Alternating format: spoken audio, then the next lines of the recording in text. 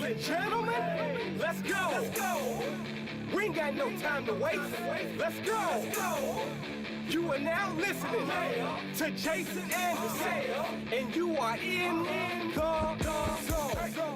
The Zone is presented by Guaranteed Foods, delivering all natural food to Midwestern families since 1958. Enjoy healthier food, more free time, free delivery, and better value. Go to GuaranteedFoods.com.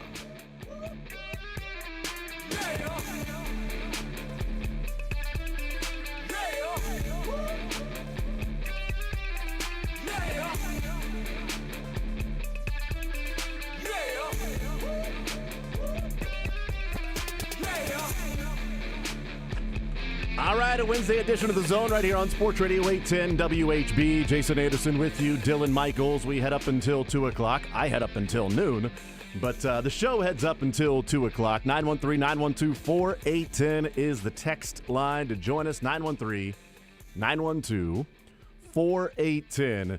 Text line to weigh in. I will try to get to a number of texts if we can.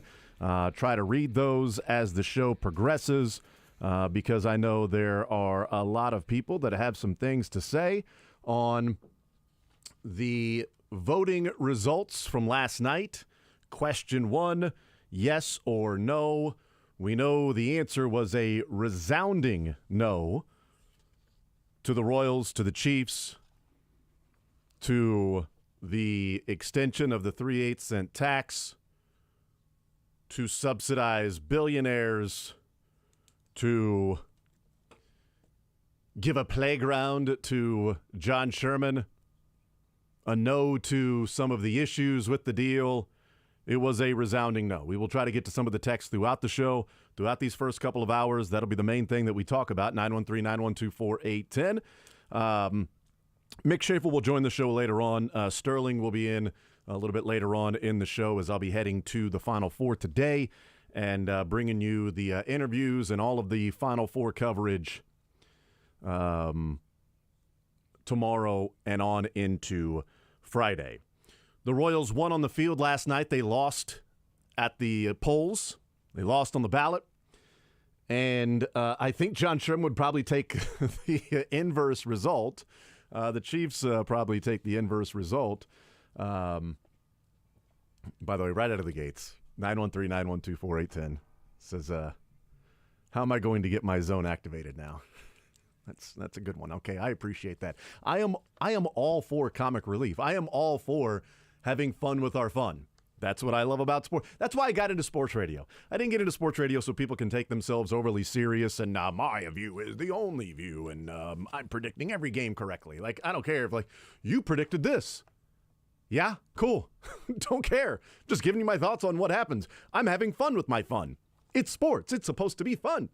This is not a very fun topic because it's very serious. Okay? Obviously, it has wide-ranging implications for citizens of the area.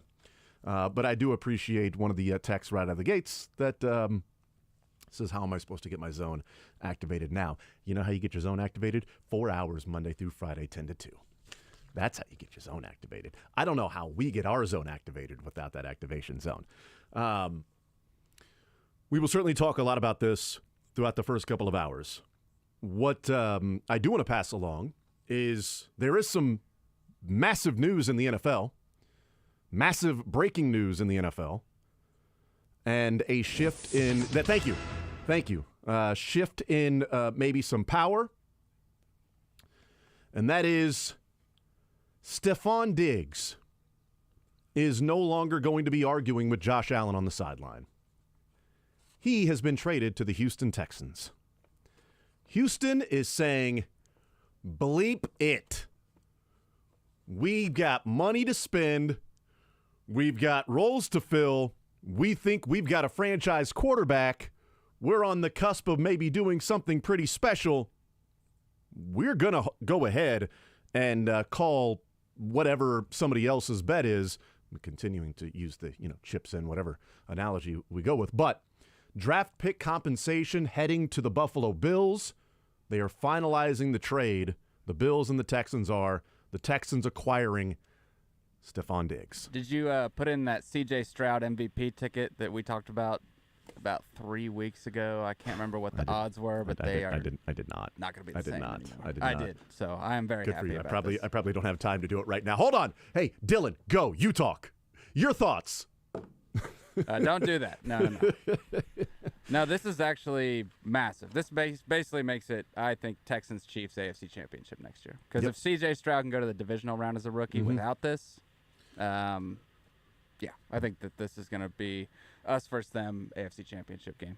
This is and we'll see what compensation they get back from the Houston Texans for Stephon Diggs. We'll find out what that is. But this is, to me, it's part of the Buffalo Bills saying the way we've been going about it is not getting done. We are not winning a Super Bowl right now with how we went about it the last couple of years. We do have some salary cap issues, but also we need to look at phase 2 of the Josh Allen era. We say the window's open as long as Josh Allen is the quarterback. So what's the next phase of Josh Allen as quarterback? You've now lost Gabe Davis and you've lost Stephon Diggs. They've lost other players as well. They've signed some players, but the Houston Texans, the package includes a 2025 second-round pick. That's all I'm seeing right now. The scroll on the bottom part of NFL Network saying that a 2025 second-round pick is part of that.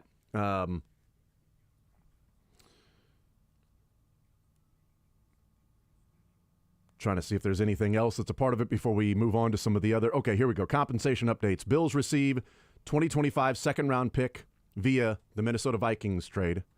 Texans receive Stephon Diggs, a 2024 sixth-round pick, and a 2025 fifth-round pick. So the Bills gave up Diggs, a fifth, and a sixth to get back a second. They also clear cap space to go out and reorganize their team moving forward. This is how massive the Chiefs' success is that they already had a Super Bowl in their pocket when they had to reorganize with Tyreek Hill. They already pocketed a Super Bowl. And now without Tyreek Hill, they have 2 more. They're sitting with 3. If the Chiefs reorganize again, they've already got 3 locked up. The Bills are reorganizing, and what they have to show for it is an AFC Championship loss at the hands of the Chiefs. Because remember, they never made it back that far again. They lost in the divisional round the next year. They lost in the divisional round. They lost in the divisional round. Chiefs, Bengals, Chiefs beat the Bills the next 3 years after losing in the AFC Championship game. With that picture of Stephon Diggs on the field watching the confetti fall at Arrowhead, we'll see how long it is going to be Arrowhead at that location. But the confetti falling at Arrowhead, Stephon Diggs, that's the lasting image of him in a Bills uniform, besides dropping the ball in the Chiefs game in the divisional round. That's probably the Bills' lasting image, or their fans' lasting image. It might be. Like, honestly, like that's one of the last things that Stephon Diggs did. Remember the last time Tyreek Hill touched the football, it bounced off his hands and it was an interception in overtime. The last catch Tyreek Hill made in the Chiefs uniform, wasn't it the play right before half when he got tackled before halftime? Inbounds? Like, that's not the lasting image of Tyreek Hill, obviously. But the Bills went from pretender to contender by trading for Stephon Diggs. And now they are reorganizing. It's a massive deal. And it shows that the Houston Texans are real players. We'll see how much Stephon Diggs has left. But you've got a pretty damn good receiving core. You got weapons around C.J. Stroud. You now have 3 wide receivers and a tight end around C.J. Stroud. You get Tank Dell back. You got Nico Collins. John you add in Mechie. Stephon Diggs. John Mechie, healthy. You've got Dalton Schultz. I forgot about Schultz, too. You've got the tight end and 3 wide receivers, maybe 4. And Joe Mixon. Did you already say that? Yep, I did not. But you add him into the backfield. You can get him at plus 1,100 still. It was plus 1,400 when I bet him. Was it but really? If you do need C.J. Stroud MVP, it's still 4 digits. Still plus 1,100. Okay. Maybe I'll go put a little bit of on that after we get done with the opening segment. I'm not sure. 913-912-4810. There's the news in the NFL that came down right before we got on the air. So I'm glad we can finally see the compensation of that as well. I'm also shocked at the compensation. You want to talk about what the Chiefs got for Tyreek Hill? Yes, completely different receivers, different stages in their careers. But you also had to give up a 5th and a 6th rounder along with Stephon Diggs just to get a 2nd rounder back. And Chiefs fans were mad that they didn't get a 2nd rounder for L'Jarius Sneed. they got a 3rd rounder for L'Jarius Sneed and clearing $20 million in cap space. I think it's like, what, $18 million may clear for the Bills in cap space by trading Stephon Diggs. It's a tough day for the cap is false. The cap is fake, crowd. At least they have Von Miller, though. That's You know, true. That is Zach Mahomes when they need it most. They can get That's Mahomes right. on the ground. The reason they won that game in 2022 in the regular season was because of Von Miller. So it was worth the deal to get that regular season Super Bowl. Hang the banner. Regular season champs over the Chiefs. Hang it, baby. All right, 913-912-4810 is the text line. Let's get into what took place last night. And I think people are looking for, what's maybe they are, maybe they aren't. Just what's the meaning? What does this say?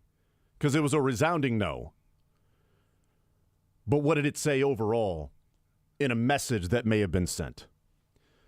And I think it was a no for a number of reasons. I don't think there's one specific voice that voted no. It wasn't a united front that everybody came together and said, this is the cause, this specific reason is why we are going to push back and vote no. I don't think it was one specific thing. The Royals and Chiefs clearly have a hand in the failing of the vote. There's no getting around that. Did it feel haphazard? Yes. Did it feel like they dragged their feet? Yes. Did the Chiefs present an incredibly underwhelming plan? Yes. I mean, did the Royals come off as disorganized, even with the site location? And then when you have the site location, then the changing Oak Streaks are going to open up. Yes, of course they did. Did it feel rushed that this had to get on the ballot when they could have waited a little bit longer to get all their ducks in a row? Yes. Also, I do find that conflicting issue to be of interest in that it does feel rushed when it's also being criticized for missing their own deadlines. They dragged their feet. It was so rushed. Well, they rushed it or they dragged their feet. I actually believe both can be true. I think they rushed it for the being on the ballot. I think there also might have been some elements of working with the county, working with Frank White, that may have felt like they dragged their feet. But did all of those things happen for the Chiefs and the Royals? Yes. Am I going to keep asking myself questions? No. I don't think. I guess we'll all have to find out together. But I do think there are some elements of this that I'll push back a little bit on. People know where my, feeling is on this. What I said yesterday. I don't have a vote. If I lived in Jackson County, I would have voted yes. I would have been part of the eastern and southern part of the county. That was the minority in the voting because it was a pretty wide difference between the yes and the no on the eastern and southern parts of the county. I would have been a yes. I don't think the sky is falling today. But I will offer that one of the main reasons I would have voted yes is, one, I want a downtown stadium. I've wanted that for a long time. I think it will be a perfect addition to the downtown, the revitalization, what is going on right now, what the continual, hopefully, effort is to be progressive in our views, progressive in our approach to the city, in continuing to build, to not get left behind. We talk about it in sports. If you're not getting better, you're getting worse. Okay, well, if you are not advancing and progressing, then you are staying stagnant, and some other city, somebody else can pass you by. So I want a downtown stadium for a number of different reasons. But part of the voting yes would be, I just want to make sure there isn't an issue of where the Chiefs and Royals go. That it will always be the Kansas City Royals, Kansas City Chiefs. I don't think the sky is falling. I don't think the Chiefs and Royals are leaving right now. But I will tell you this. You are naive to think that waking up today, there is still a 0% chance they leave. Voting yes yesterday meant a 0% chance that they leave. There is now a greater than 0% chance. Even if it is 0.1% chance they leave. You must acknowledge there is a greater chance. Greater is a relative term. I offer you, it's not 50. It's not 90%. Even if it's 0.1, it's minuscule. But it is a greater than 0% chance the teams leave. And that has to at least be acknowledged when you are voting no. And I hope that was acknowledged with the no vote. I don't think tomorrow it will be the Nashville Royals. I believe John Sherman wants to stay in Kansas City. I believe John Sherman wants a downtown ballpark. I believe Clark Hunt and the Chiefs want to stay in Kansas City in the area. I don't believe it's a definite that they're both going to be in Jackson County. In fact, I think it's a greater chance that neither are in Jackson County than it is that both are in Jackson County after 2031. I think there's a decent chance it is the Kansas City Chiefs.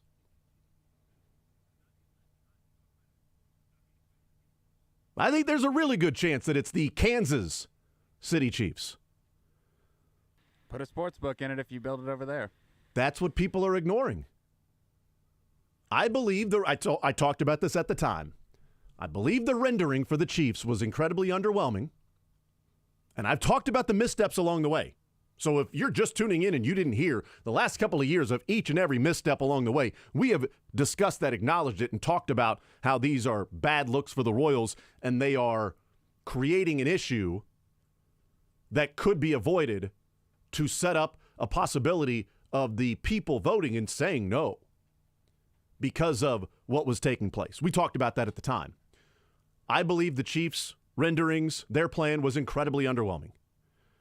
I also believe the, quote, activation zone and the area that Kauffman Stadium is at would be reserved for a sports book if Missouri would get off their ass and legalize that.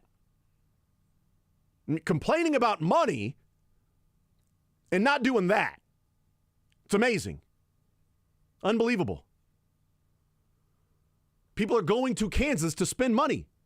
They are driving across the border to give money to Kansas, which they will be doing when the Kansas City Chiefs head over there and have a sports book with their stadium. It's way more possible now. They don't have to hold it in a reserve of a, quote, activation zone for when the hotel and the sports book or whatever goes up there. Casino, whatever. Gets built right there. They don't have to have a placeholder of an activation zone. We're going to put this field turf right here. No, we're going to put a sports book right there when Missouri passes it. But we can't put the sports book right there because it's not legal yet. You can do that in Kansas. So I think there's a pretty decent chance that it is the Kansas City Chiefs. First and foremost, all I want is the Chiefs and Royals to stay in the area. I do believe that will be the end result. I do believe the Chiefs and Royals will stay in the area. I think there's a greater than 0% chance, as I said, of the teams leaving. I want to discuss a few things on the other side of the break. And I saw this last night, and there were, oh boy. Last night was just interesting.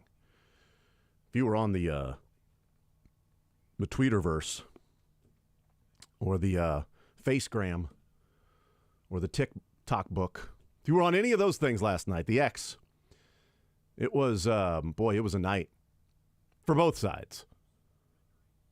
The overly enthusiastic, we beat the billionaires, and we'll talk about that. The sky is falling, say hello to the Nashville Royals, we'll talk about that. The St. Louis Chiefs, and we'll talk about that. You don't come into our town and threaten us, we'll talk about that. We'll take a time out, we'll come back, and we'll continue rolling. We'll get into some of those things and some other points on the massive decision last night. The people spoke. It's the democratic process. They went to the polls. Their voices were heard. The Chiefs and Royals hopefully heard it loud and clear. I don't think there's any question they heard it loud and clear. And we'll see what their next steps are going to be. 913-912-4810. We'll take a timeout. We'll come back. More Zone next.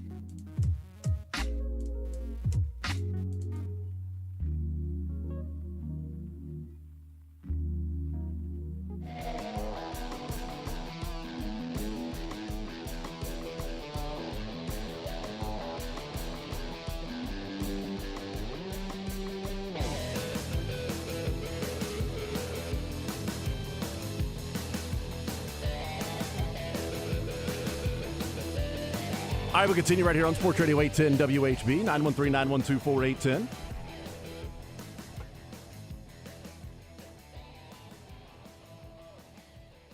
Text says there's no tax base for the sales tax in Wyandotte County, and as of last October, the state of Kansas gambling fund had $7 million. Where's the rest of the billion coming from? I do love the idea of, well, you know, that thing's only gained $7 million for the state. Okay, that's a bad thing. Well, I'm $10,000 in debt, but I won't take your $900 because it doesn't get me to $10,000. No, thank you. If I don't get to $10,000, then it's not worth it. Why do I need $900 if I'm looking for $10,000? No, thank you.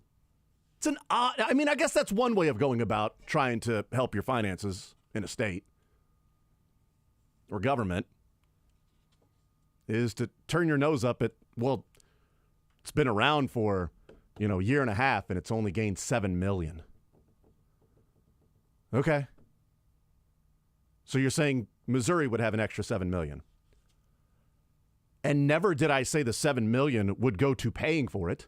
I said the Chiefs can open up their own sports book with their stadium there, and they make money off of it.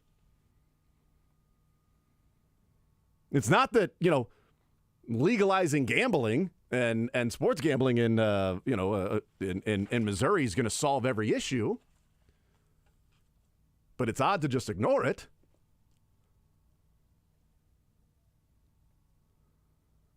Texas, you only have 993 to make up. That should be easy. Again, nobody is saying the gambling pays for it. Let's put on our listening ears, everybody. 913-912-4810.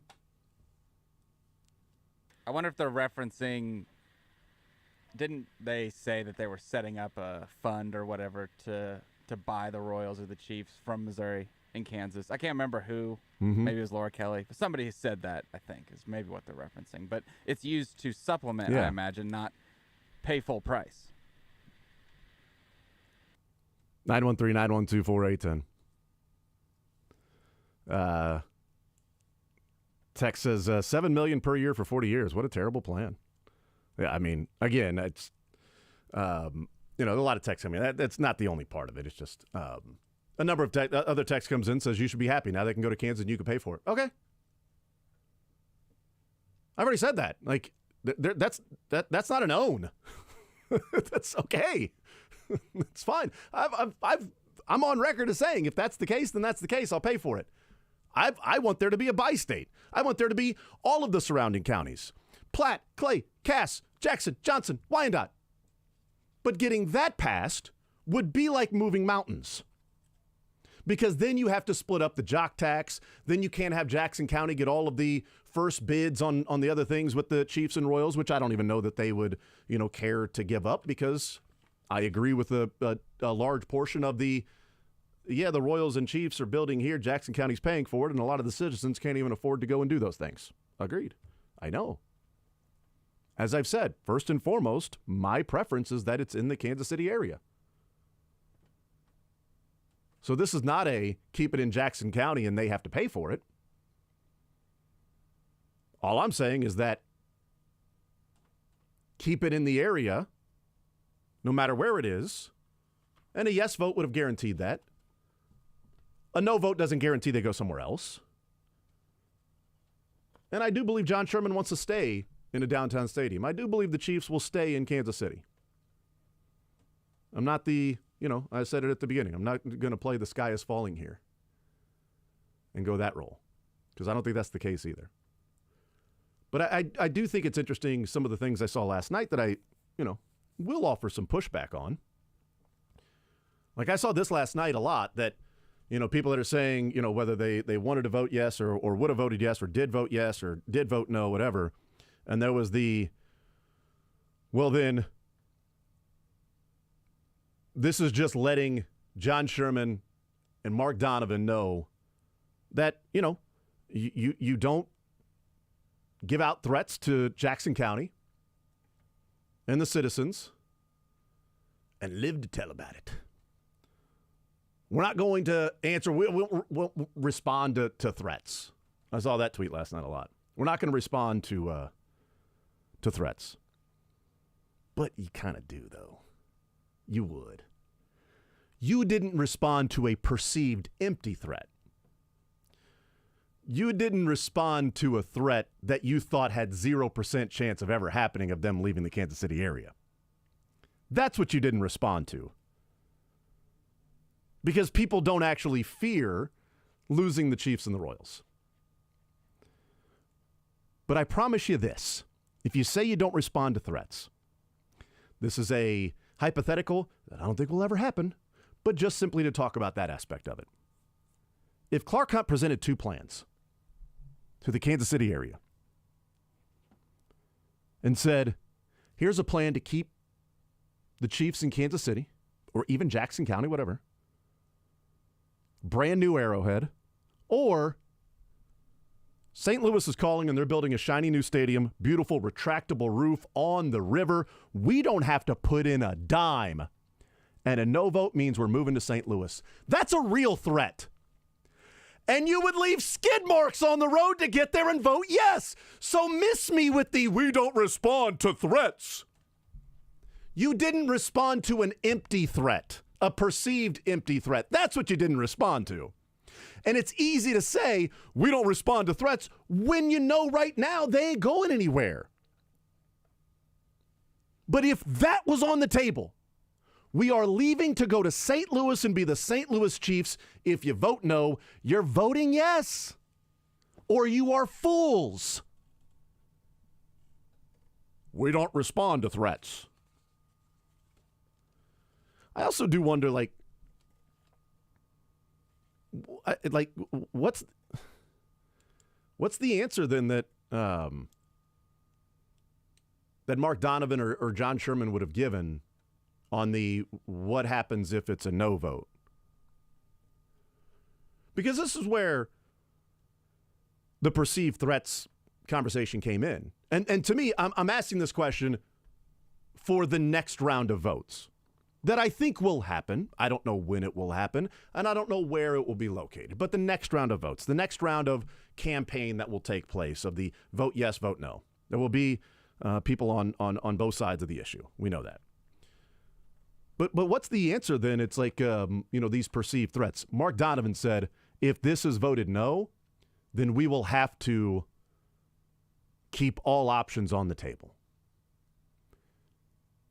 The follow-up was, and that means leaving Kansas City, Missouri? Yeah, all options would be on the table for what we would do if there's a no.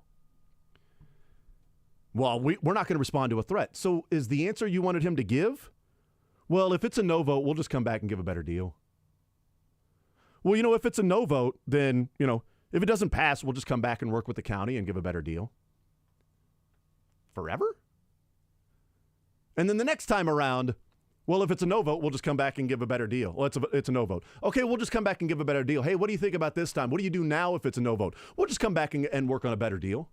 Then why would you ever need to vote yes? Perceived threat or not, that's reality. If it's a no vote, what are you going to do? We'll keep all options on the table. We haven't approached the no vote. They've already said there is no plan B. Whether that's real or not, there's a lot of lies on in politics. There's a lot of lies. There's lies on the no side, by the way. Saying you're giving $2 billion to the owners. That's a lie.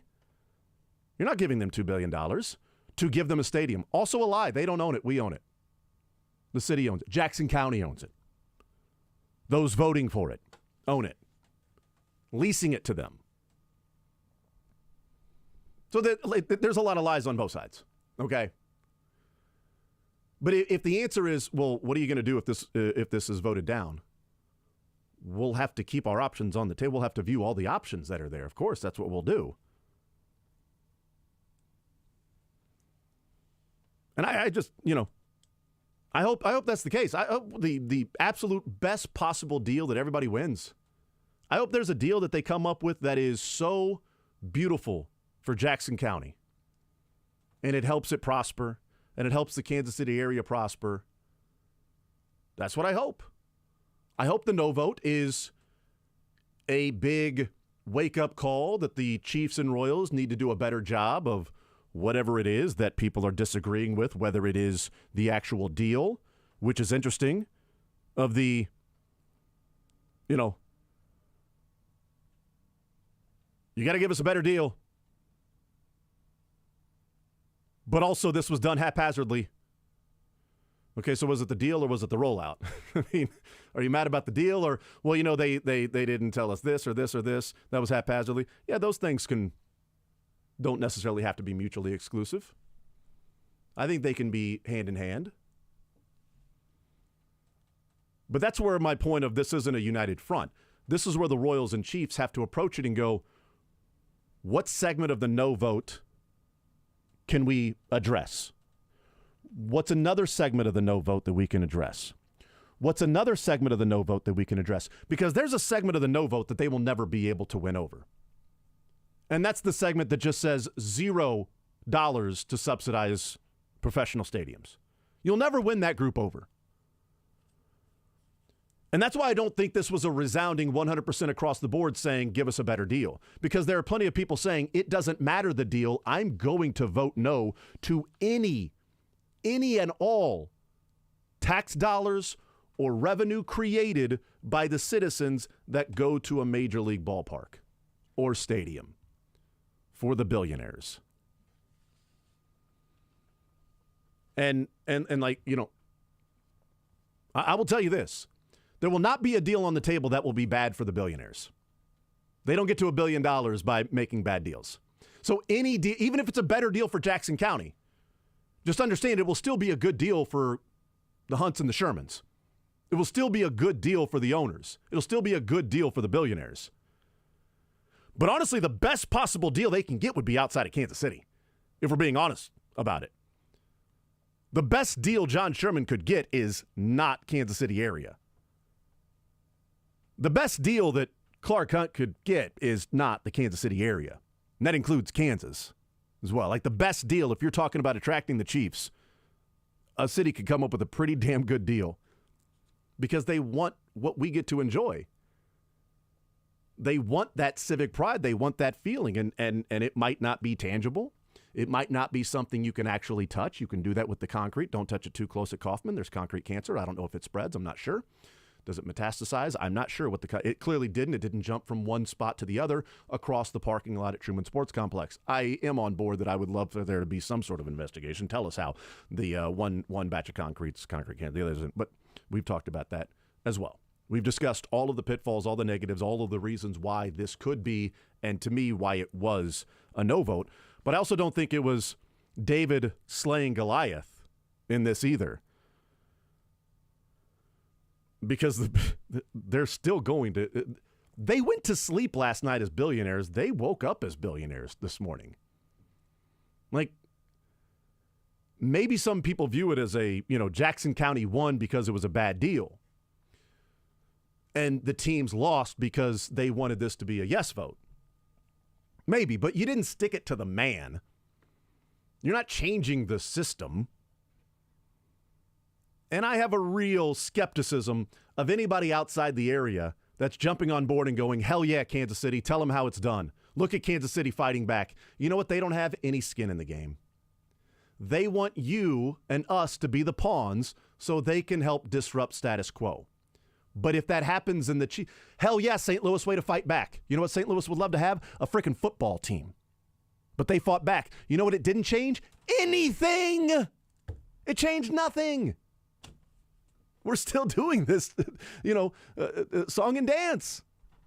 And I get the, some of the no vote that just says, I'm going to take a hardline stance. And I appreciate that belief, those principles. I do. I appreciate those that have that strong principle of this is my belief, this is what I'm standing behind. I disagree with that and we can disagree and have a grown-up conversation about what I believe the benefits are and why I understand that you have your particular beliefs and why you don't think it's great economically for that and why I do think it's great economically. And you can present the economic studies of this is a bad deal for cities and counties and everything for having pro sports teams, and I can let you know that the millions and millions of free advertising that happens during a Chiefs game, and they're in Kansas City and they're showing different businesses and they're doing that. The Crossroads businesses next to Kauffman Stadium, I bet there might be B-roll of people walking around and going to some of those businesses that are near Kauffman Stadium downtown, if that were the case, because there's not B-roll of Denny's. Well, no, we get that, but no, I'm just talking about in the past, not that. We do need to take a time out. We'll continue with this. I do want to get into some text. Pro, con, good, bad, whatever. Agree, disagree. It's all part of the discussion of this. It was a massive night last night. It was a huge vote, a 40-year vote. And the people spoke up and they said no. The people spoke up and they said, come back with a better deal. I find it hard to say I don't trust the billionaires and I don't trust these people that are lying, so come back with a better deal, and then trust that they would come back with a better deal. It's kind of interesting to sort of go that route. No, they'll just come back with a better deal. I don't trust them. They're trying to screw us over. But they will graciously come back, quote, to the table with hat in hand. We'll see. We'll take a time out. We'll come back. More on next.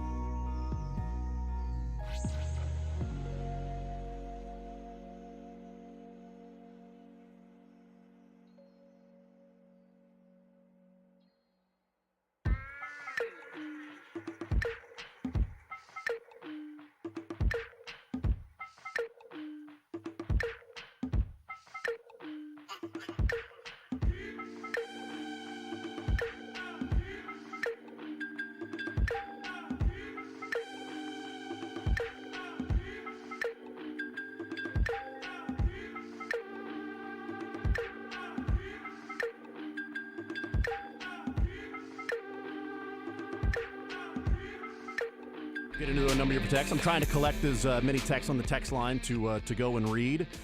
It may not be your specific text, but I'm trying to collect as many texts that sort of have a voice that other texts have also said, because there's some general consensus on certain texts sort of together, if that makes sense. So we'll get into some of those and as they continue to roll in. 913-912-4810. And we'll continue talking about this coming up at noon. Sterling will take over. I'll be heading to Phoenix for tomorrow and Friday from Radio Row in the Final Four, having some fun there, interviews, etc., from what takes place there at the Final Four. And, of course, I would like to, at some point, we may or may not get into it. Maybe we'll talk about it tomorrow. I don't know. The Royals with the win last night and the starting staff for the Royals, which has been absolutely fantastic. At least some positives through the first 5 games.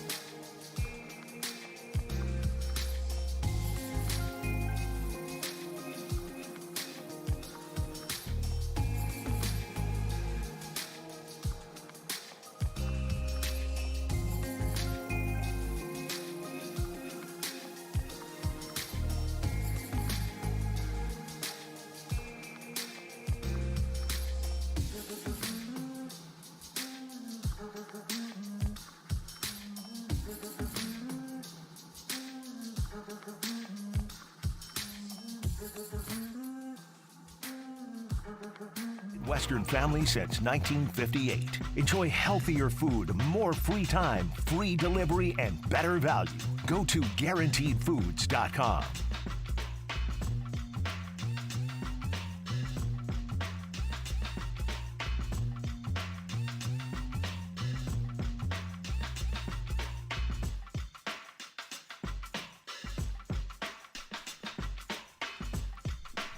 All right, we'll continue right here on Sports Radio 810 WHB. Jason Anderson with you. Dylan Michaels. We head up until noon. Sterling will take over and take you to 2. So one more hour to go, but then Sterling takes over. Mick Schaefer will be here as well, coming up in the 1 o'clock hour. 913-912-4810. This is, something I think is interesting. And this is where I think some insecurities on the other side come from. Again, and I've talked about my views on this. Text says, why are you yelling about it? Calm down. You sound like a fearmonger. I don't know that people actually listen. Like, people want to act like somebody has an agenda when actually they're listening for their agenda. Listen to respond. Ever since I heard that, it's just, yeah. I just always chalk it up to listening to respond versus listening. Right. I started off by saying the sky is not falling. I don't think the Chiefs and Royals are going anywhere. They may go to a different county. And I've also said for a couple of years now, it doesn't matter where they end up, in my opinion, as long as they stay in Kansas City, in the area. My preference would be a tax for all the surrounding counties to split it together, since we all get to take part in it. I also acknowledge that feels like it's impossible. And I've said if it's on this side of it, of the state line, and if it's in my backyard, I'll pay for it. If that means it stays. Yes, we also shop in Jackson County. We also eat in Jackson County. So we'll have some part in it. This is not a Jackson County residents are the only ones. It's not raising a specific, hitting them with a specific tax to raise the money. It's a 3/8 cent sales tax. I mean, it's not like it's raising the property value of their homes to get extra money for the county. Oh, whoops, they already did that. Now that, if you want to talk about screwing the people over, that's screwing people over so they can make an extra buck. Let's raise the property value so we can bring in extra money for taxes. You don't get to vote on that. So this is not a fearmonger. As I've said, I don't think they're going anywhere. But what I'm saying is people did not say no to a threat. They said no to what is a perceived threat. They said no to what they felt like was an empty threat. But if it's an actual threat of, here's the deal, this is what we want to have happen for the Chiefs specifically, if we went that route and created a hypothetical, this is what we want to happen. Here is the vote. We want to have a yes. And if it's a no, we've got this other city that is ready to vote yes and give us this deal. In fact, they have already voted yes. That would be a real threat. And I think the city, the county, whatever, wherever, would respond to that threat. And they would say, yes, please stay. Because the teams also don't have an obligation to come back to the table. I hope they do. I think they will. But I don't think they have an obligation to come back to the table and say, well, it was a no, so we're just simply going to go back and try to do the same thing over and over again. The mistake that I think the Royals made from the beginning was trying to have this on the, last year, November, and then April. I don't know why they couldn't have waited for next year's vote. Well, we have to have this open by 2028. Well, I don't think you have to. You have to have it open by 2032, if we're being honest, if we're being literal about it. You don't have to have it open by 2028.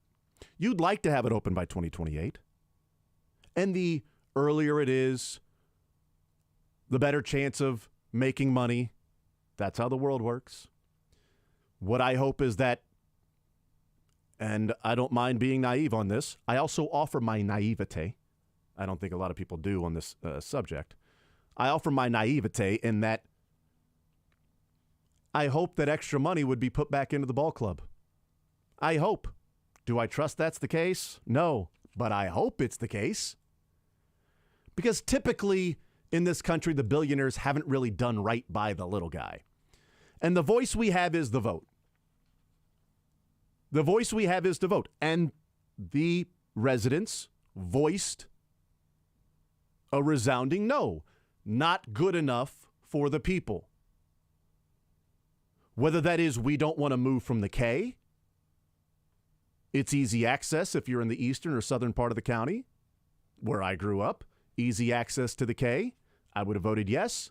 I would have been in the minority. It was a no.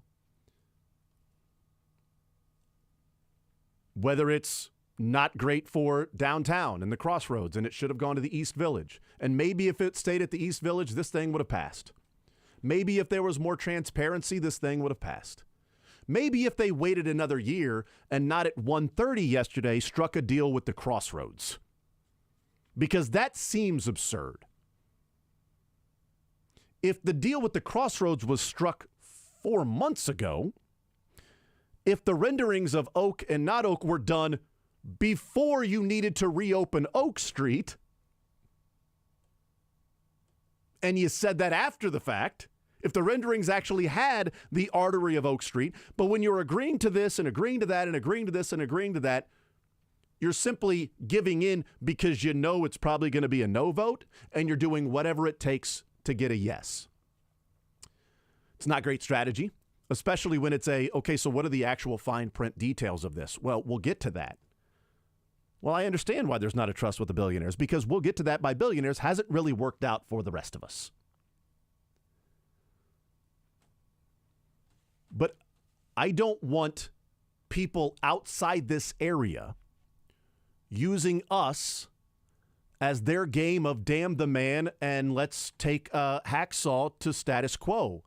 And if it means that Kansas City loses the Royals and the Chiefs, so be it. They're standing up for themselves because they don't have skin in the game. They don't have the memories of that. A lot of my life is around sports. I work in sports radio. Okay? I talked about it yesterday. My biases. I presented them before I even got into the conversation. Here's my bias here. Here's my bias here. Here's my view here. Here's my view here. Here are my sensibilities. Here's where I grew up, how I grew up. This is why I believe this. These are the reasons that have shaped my opinion on all these things. Here's my opinion. Take it for what it's worth. Here's your opinion. Take that for what it's worth. Everybody has their own sensibilities, their own ways of going about their life and what they find to be important. Sports has been very important to me. It's been an avenue to connect with family. The greatest memory I have with my dad is at the Steelers and Chiefs game in 94 January, when Len Dawson and Keith Cash blocked the punt against the Steelers. Then the Chiefs scored with the touchdown on 4th down to Lake Dawson from Joe Montana. And that celebration, when that pass was complete and beer spilling everywhere, and I didn't care, as a 13-year-old, that's still, I'm 43. It's 30 years ago. That's my greatest memory with my dad. And he's been gone for 7 years. 8. Almost 9.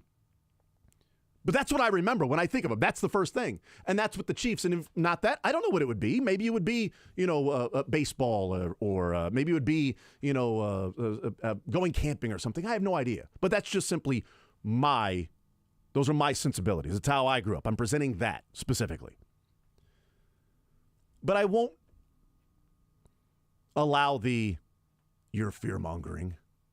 And I won't allow the text of we'll bow down to your billionaire overlords, bootlicker. Okay, go read Harry Potter. The adults are talking now.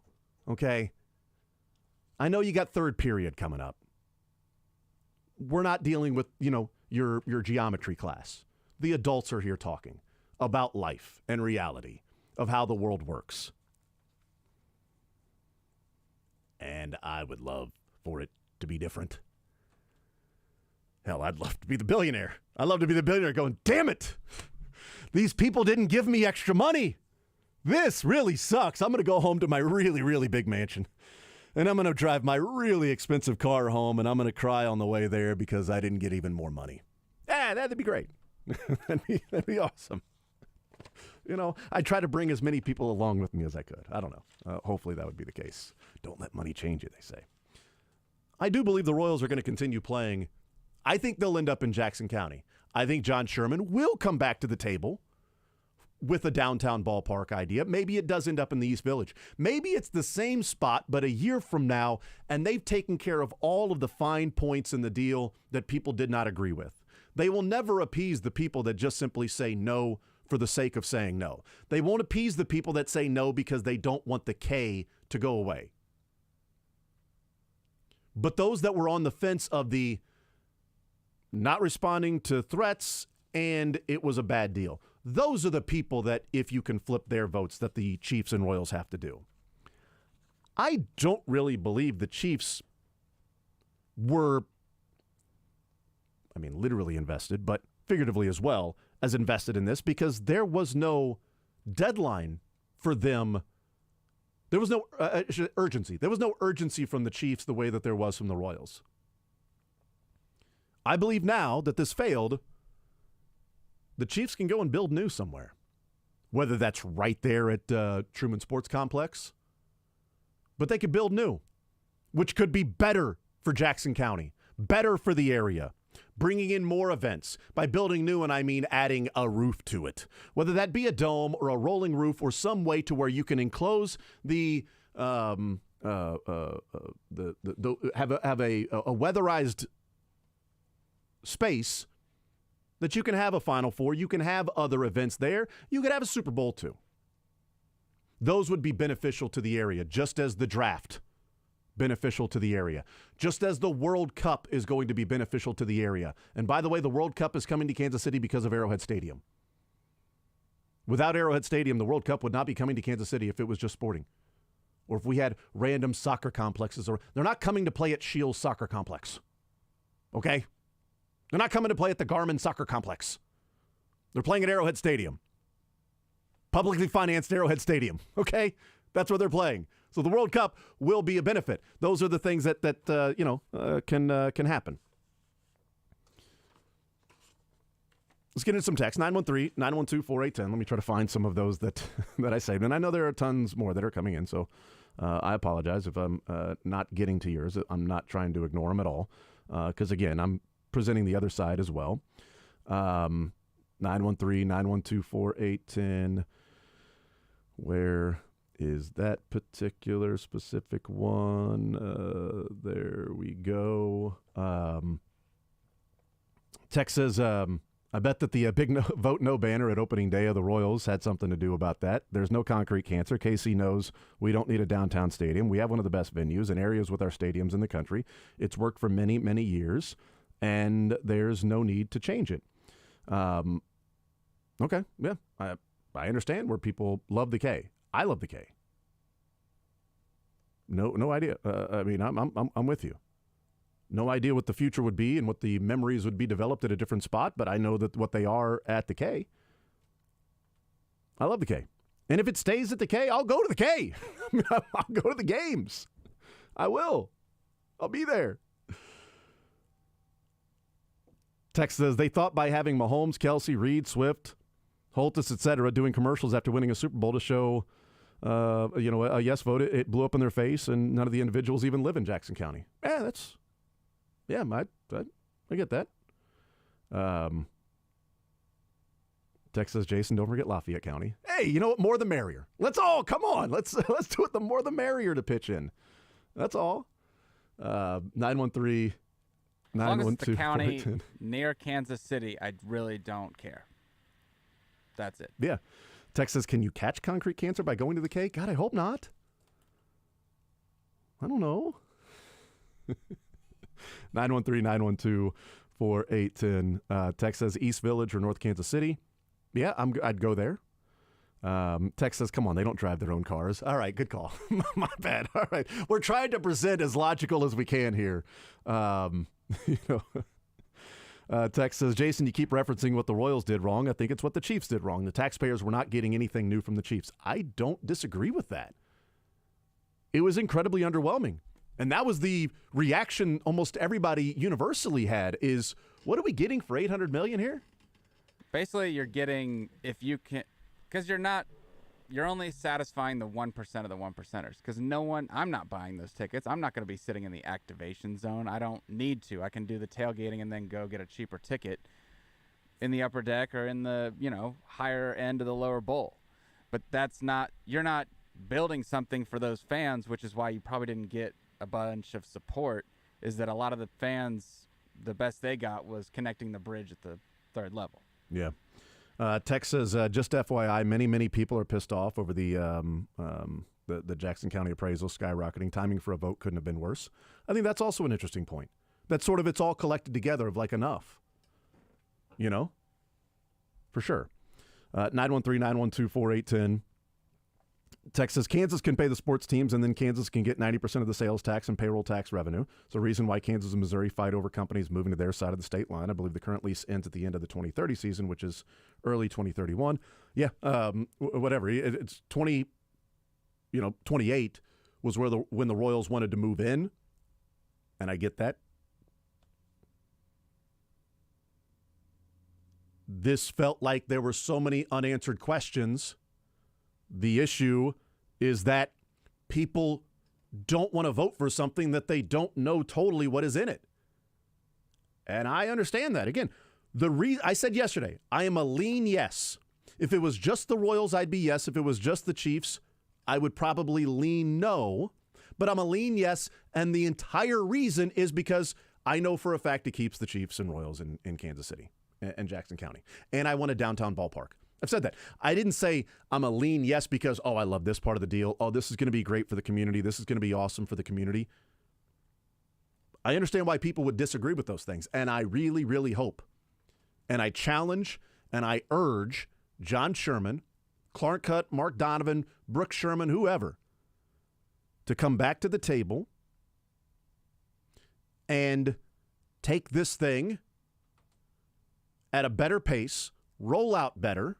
Now that you have a site that you've picked out, people said no to it, but a lot of people said no because, one, there were perceived threats, and two, we don't even know what's in the deal. It's too quick, it's haphazard, it feels rushed, but it also feels like you dragged your feet and then rushed it. Did you do this on purpose? Was it strategy to not have all the details out there because you think it would be bad for people to know? Well, then I'm not going to vote for it. And I understand why people would take a stand on that aspect of it. I would love for the ballpark to be in the East Crossroads because I think that downtown area would look awesome. I'd love for it to be in the East Village, North Kansas City, Kansas, whatever. 913-912-4810, Texas. How did two intelligent, successful men run a disjointed, disorganized campaign? I believe they did because they wanted a no vote so they could move to Kansas or a different city. The no vote gave them an out of the possibility of getting more money from taxpayers in Missouri, Kansas, or some other city. Matt Derrick said that, 3 weeks ago? He said he had his tinfoil hat on, but now it kind of looks a little more, Well, I think it also gives them, what it does is it allows them to move guilt-free.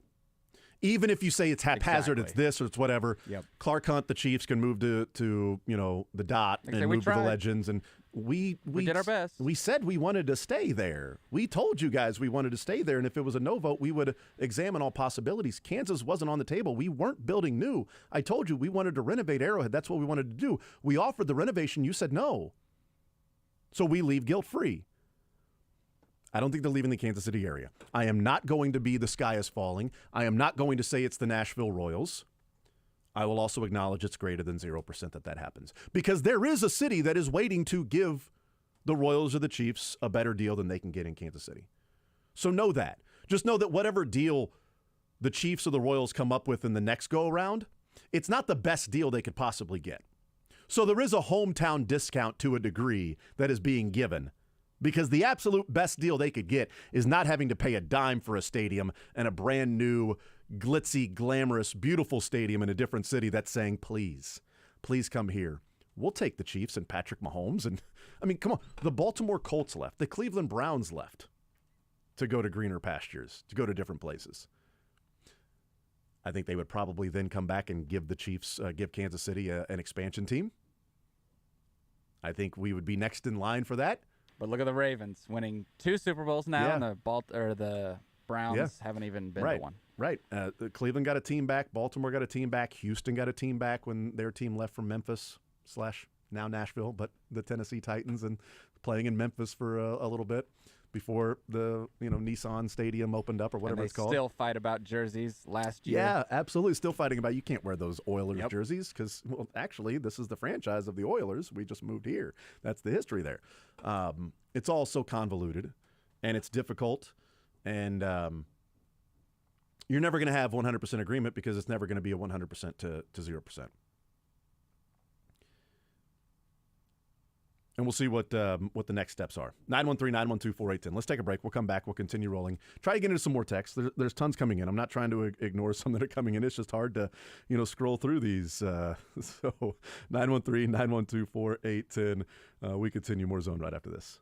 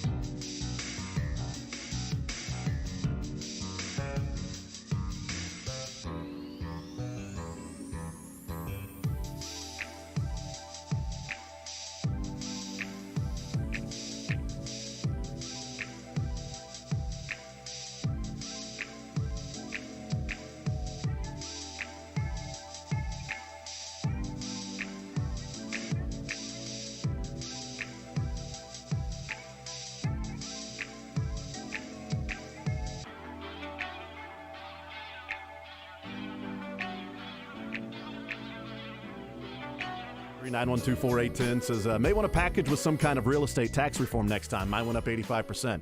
That would be a great way to do it. I mean, if the Chiefs and Royals came together and said, hey, we're doing this, here's the community benefits agreement, the property tax absurdity is going to get reworked. Or they can say, hey, we'll just leave Jackson County and your property taxes will go down because the value will also go down. So, I mean, it's up to you guys. I don't know if that would be the case or not. 913-912-4810. Getting to a number of these texts here in the zone. I think this is a good point. Says, I guess we're going to figure out how important Arrowhead Stadium is to the Hunt family. Yeah, we will. I think it's important to a degree.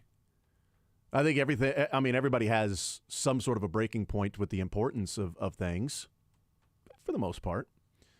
I mean, the Chiefs specifically, if we want to relate it to a sports term, they had a breaking point on how much they were willing to pay Tyreek Hill, but they wanted Tyreek Hill.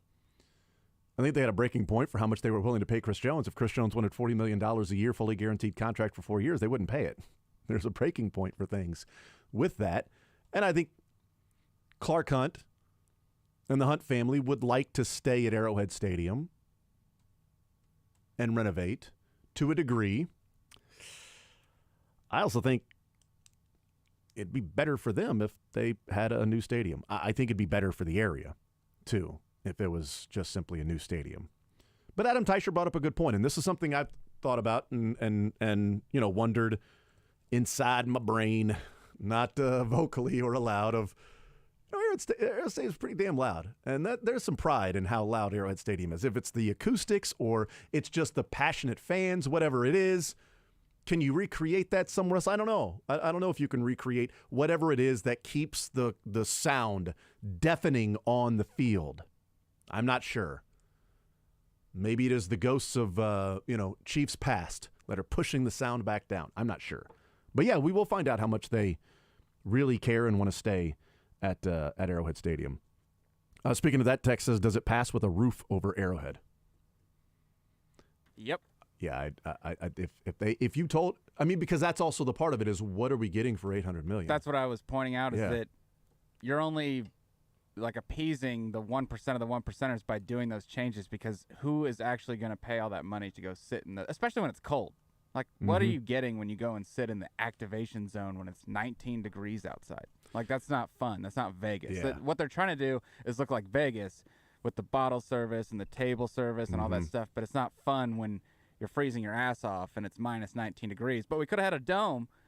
We all could just wear short sleeves in winter weather and have a good time. They got a dome. And yeah, it seems to get louder inside domes. I don't know about the acoustics for that. Yeah, I mean, I would guess it would be louder inside domes. I'm not sure. But to that degree, text says, pretty sure the Chiefs are giving us a bridge from Lot L to the Taco Bell. So. Oh, yeah, that's nice. Yeah. We get the walking bridge. Sweet. Come on. Why are people discounting that? And don't come at us with they could develop and do like a Patriot Place around, like they haven't developed anything in 40 years since they've been out there. So. Text says, I think the people who voted no are taking a big gamble. We've seen teams get told no and leave the city. Rams, Chargers, Raiders, A's. Yeah, look, and I hope those that want the Chiefs and Royals to stay in Jackson County and are okay if the deal works better to have some sort of a subsidized public money going towards the stadium. I think that I think the people would probably acknowledge that, yeah, it's always a gamble if you're going to vote no on renovations or something for the teams that can then leave because there are cities that would be welcoming them with open arms. It is a gamble. I don't think, for the most part, people thought, well, if I vote no, there's zero chance.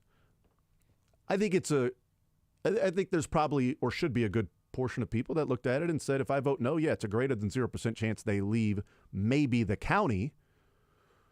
What percentage chance of they leave the city? Here's what I do think it does, though. It does create more of, let me think of a way to present this. Because I've talked about the odds of them leaving and it being greater than, I think it increases the odds from this standpoint. there's a no vote last night. Okay, they spoke loud and clear. And another text that came in and said, I don't think you can have enough swing votes to change the, 16%. Like, are there enough swing votes there for whatever was going on as to why they voted no? That's a pretty big percentage to vote no, to swing those in the other way, right? Okay. So you need 8% of the votes to go the other way, 8.1% of the votes to go the other way. But what it does create, though, is the next time it's on the ballot, if it's voted no again, then you are talking about a realistic chance of them leaving the area. Because if the Royals go to North Kansas City or the East Village, if the Chiefs go to, the Legends, or just creating different, scenarios here, if they go to a different spot and it's also voted no, at that point they would have been told no twice in either the same county if you go to the East Village if you're the Royals, or a different county if they go to North Kansas City, or a different county if you go to Wyandotte or Johnson, wherever. They would have been told no twice. And at that point, then you should be open to the possibility of them just simply leaving, because the lease is going to expire at some point. We do have to make a decision at some point if it's going to be a new stadium or renovating Kauffman and Arrowhead and extending the lease. That will have to be addressed. There is an absolute deadline for that. So the next time this is on the ballot, there is more of a threat. If it's perceived or otherwise, there is more of a threat that should be ingrained in the vote of the Royals and Chiefs may not have to blatantly come out and say, if it's a no vote, we will leave. But that possibility has to be examined of the next time we go do this. And there will be a next time. The next time this happens, whatever county, city, or whatever it's at, wherever it's at, is an acknowledgement of a no vote then really puts in peril the future of the teams. I am going to side with the optimistic view of I think the teams also would understand that. And this is a lesson to be learned of not only what felt rushed, while at the same time felt like they were dragging their feet, what felt disorganized, what felt panicky at times, that the packaging, the presentation, the message, all matters. I never heard John Sherman say we're leaving Kansas City if this is a no vote. So the talk about the threat of, well, John Sherman's going to leave, maybe I'm mistaken. I've been listening to the press conferences, and John Sherman has said multiple times, our focus is on Jackson County. Our focus is on staying in Jackson County. We have no desire to leave the county, leave the area. Our focus is on Jackson County. Mark Donovan said, if it's a no vote, all options are on the table. Follow up from Kevin Holmes, including leaving Kansas City, Missouri. Yes, that'd be part of the options that are on the table. Mark Donovan said that. John Sherman has been steadfast in, we have no desire to leave Jackson County. I believe him, naive or not. I believe him because he spent half a century in the city. He spent half a century here. That's what the people saying the Nashville Royals aren't really taking into account Agreed, either. yeah. It's like this guy just purchased basically his hometown baseball team to then what, take it to Nashville? Right. No. Yeah, I'm with you. The best deal would be Nashville, probably, because they probably pass whatever infrastructure, whatever money, whatever the brand new sparkling baseball stadium right there. Look at their football field. Yeah, all the amenities and everything. They'd probably be able to pass that, and they can make it a tourism tax like that because they'll earn it easily. In one bachelorette party season. It'll be all earned back. June to August, boom, they have paid for that new stadium. So there will be some sort of a, quote, hometown discount, if you want to call it that, even though we know discount or not. I think it's an interesting, proposal of, can you connect this with some sort of reform with the property taxes and the escalation in that? That'd be awesome. I mean, well, that'd be helping. Because that hurts the wallet. That's a direct hurt. That's a direct hit to people that may be struggling. And now, all of a sudden, you get this bill that you haven't budgeted for. Because how can you budget for an 85% increase over a couple of years? Nobody would do that. Right? I mean, we want to talk about a regressive tax I mean, that's what that is. And you didn't even get to vote on that. If you connected with that, yeah, now there's the community benefits. Now you're benefiting the community from that standpoint, the homeowners, those that own property, you know, and also acknowledging the earnings tax that's there. I mean, that's an absolute actual tax. Or the jock tax, if you want to call it that, for the, 1% of all the athletes that come into Kansas City and play a day, you know, are giving the county tax dollars. A tax season. You're taxing whether the Chiefs players live in Jackson County or not. Is that not in every city too? Don't players have to pay taxes for most? I guess it not be every. Every city, because you do have states without income taxes. True. So you have those, but so you do have it in a lot of cities. There's also the offset. So this is sort of convoluted in that. Gotcha. Let's say you're Patrick Mahomes and you've got your earnings tax in Kansas City, but then you play a game in Cleveland and you have that earnings tax. You can deduct that from your earnings tax in Kansas City. So then the municipalities are sort of just robbing Peter to pay Paul, just sort of taking money out of their right pocket and put in their left to a degree. That's why they don't go to Canada anymore as well, because you can't really do that in another country, and their taxes basically make it a negative for their players to go up there. Yeah. Okay. So there is a deduction from that standpoint of I've paid the earnings tax in this city, but you're not paying an earnings tax in every single city. So then, you know, some of that isn't a write-off. And there are, if you're playing in Florida and you come to Kansas City and play the earnings tax, you're paying that tax, but you're not getting it back. You're not getting it back in a deduction because you're not paying that there. So I don't know if it all works out evenly, but there are a whole lot of lines with the jock tax. And you know what? NFL players have sued before because of the jock tax. There was a story a number of years ago. Talked about it at one point. It might have been a Cleveland player or a player that played in Cleveland, and his game check for that postseason game, well, it was a postseason game. I don't know whether it was in Cleveland. But jokes aside, there was a postseason game that he played, and his game check was like $1,000. But his earnings tax in that city for that game was $5,000, which seems to be lopsided. So they sued, and they ended up winning. I think it might have been Cleveland. Yep, here it is, 2013. So 11 years ago, man. It was Jeff Saturday. Oh, is that who it was? Yep. So the Colts went to Cleveland and Paid played a Cleveland income tax for a 2008 game against the Browns, though he stayed in Indiana that day with an injury. So he was just there for an injury, basically, and they still made him pay that tax. So that's why he... And it was like $4,000 more in taxes than he actually made that day in his postseason check. They sued and they won.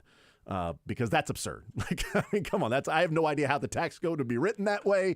How you can make $1,000 in a city for one day, and then you would owe $5,000 on that $1,000 income. That doesn't seem right. But I don't know. I'm not, I'm not working at TurboTax right now, so I'm not sure. All right, 913-912-4810. We'll take a timeout. We'll come back, continue rolling. I head up until noon. Sterling will take over at noon, and he will present and tell you how everything I said is dumb. It's a line shift. That's right. It's I'm tagging out, he's tagging in. You know, it's the tag team wrestling match right here. We'll do that coming up at noon. Mick Schaefer will be hanging out with you at 1 o'clock. More Zone right after this.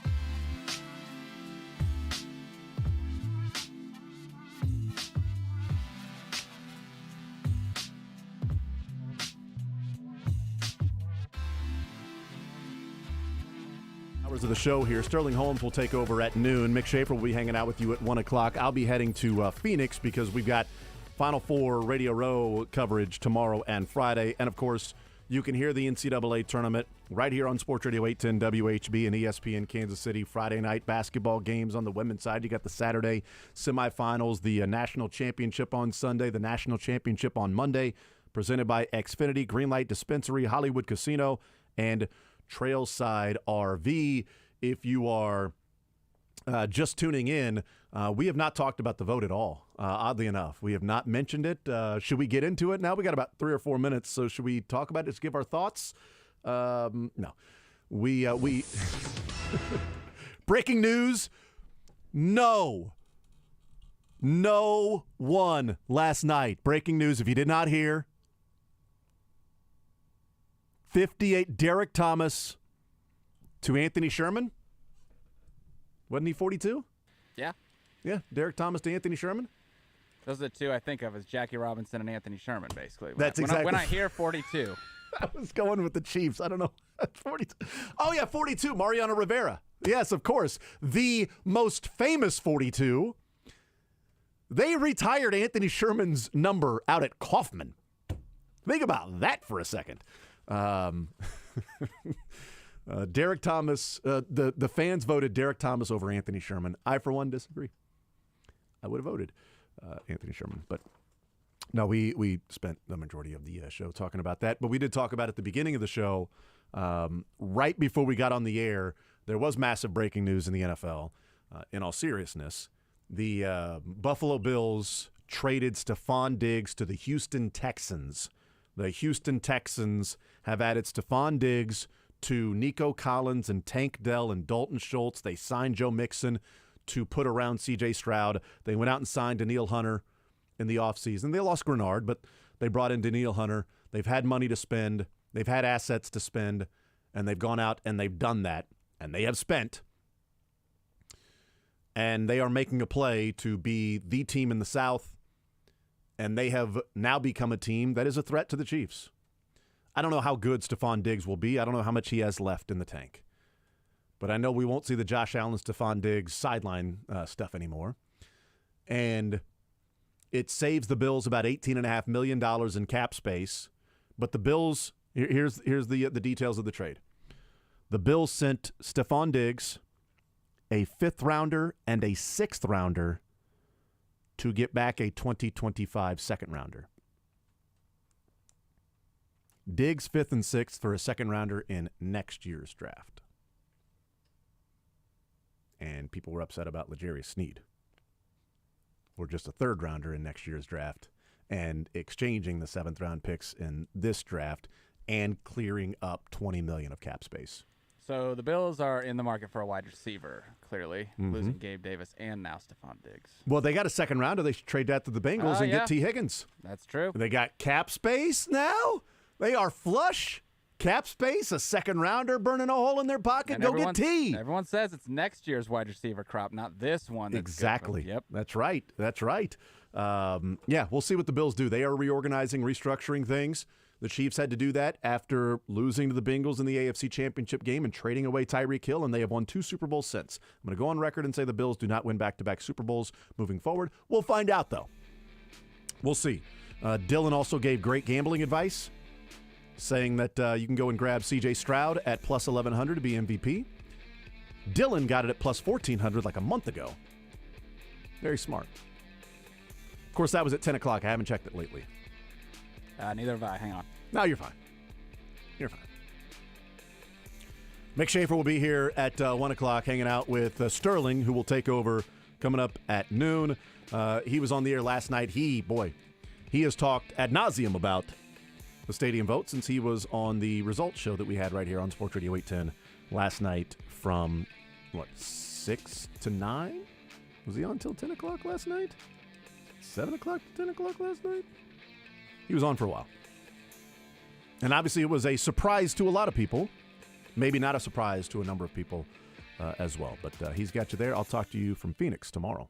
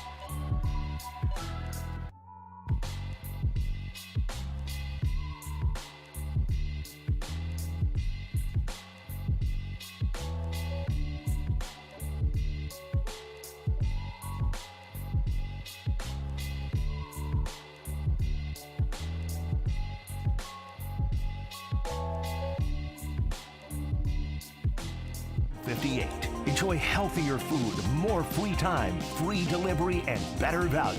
Go to GuaranteedFoods.com.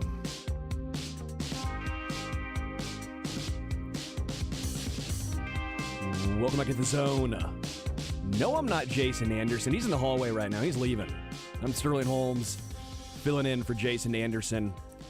I learned something new about him as well. You know, I make music references all the time, and a lot of times he does not understand. I'll make a Guns N' Roses joke, a Chili Peppers, a Metallica joke. He made a Paula Abdul joke. A fairly obscure Paula Abdul joke. I understood it. But Dylan, what's that say about Jason's music choices? That he can do a deep dive with Paula Abdul. Diverse. It's a diverse, wide range of music. It was impressive. I'd say so. I don't know any Paula Abdul, so. 2 steps forward, two steps back, 1 step forward, whatever that song's called. See? You like know 50 feet over my head there. You know it. Sure. You know a few. I know songs that I don't know who sang them or the name of them, but I've heard them. So, yes, I'm sure that there's a couple. Again, the Royals game right now is delayed. Not canceled. Not pushed back. It's delayed.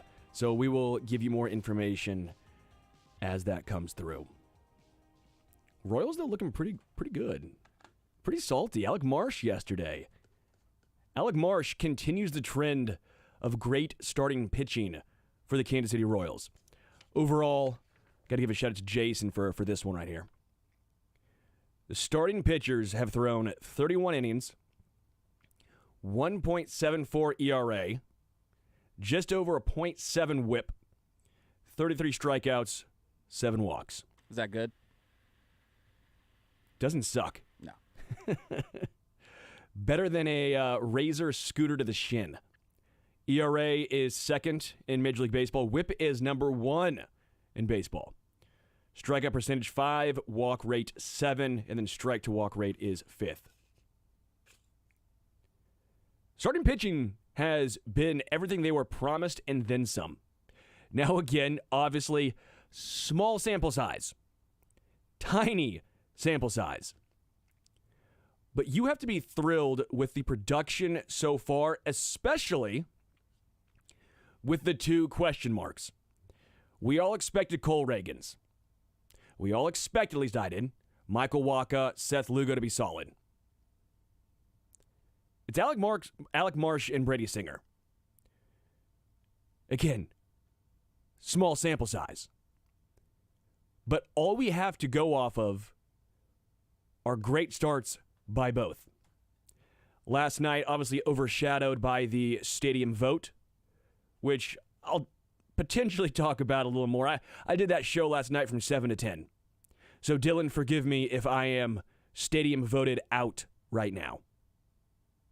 If I don't ever hear about another stadium vote again, it'll be too soon. So you're totally fine. 3 hours of that, and the votes didn't really start rolling in until about an hour 45 in. I'm out. Apparently like the Jackson County voters. Which, by the way, remember when the Royals had all the voting, all the players in the All-Star game?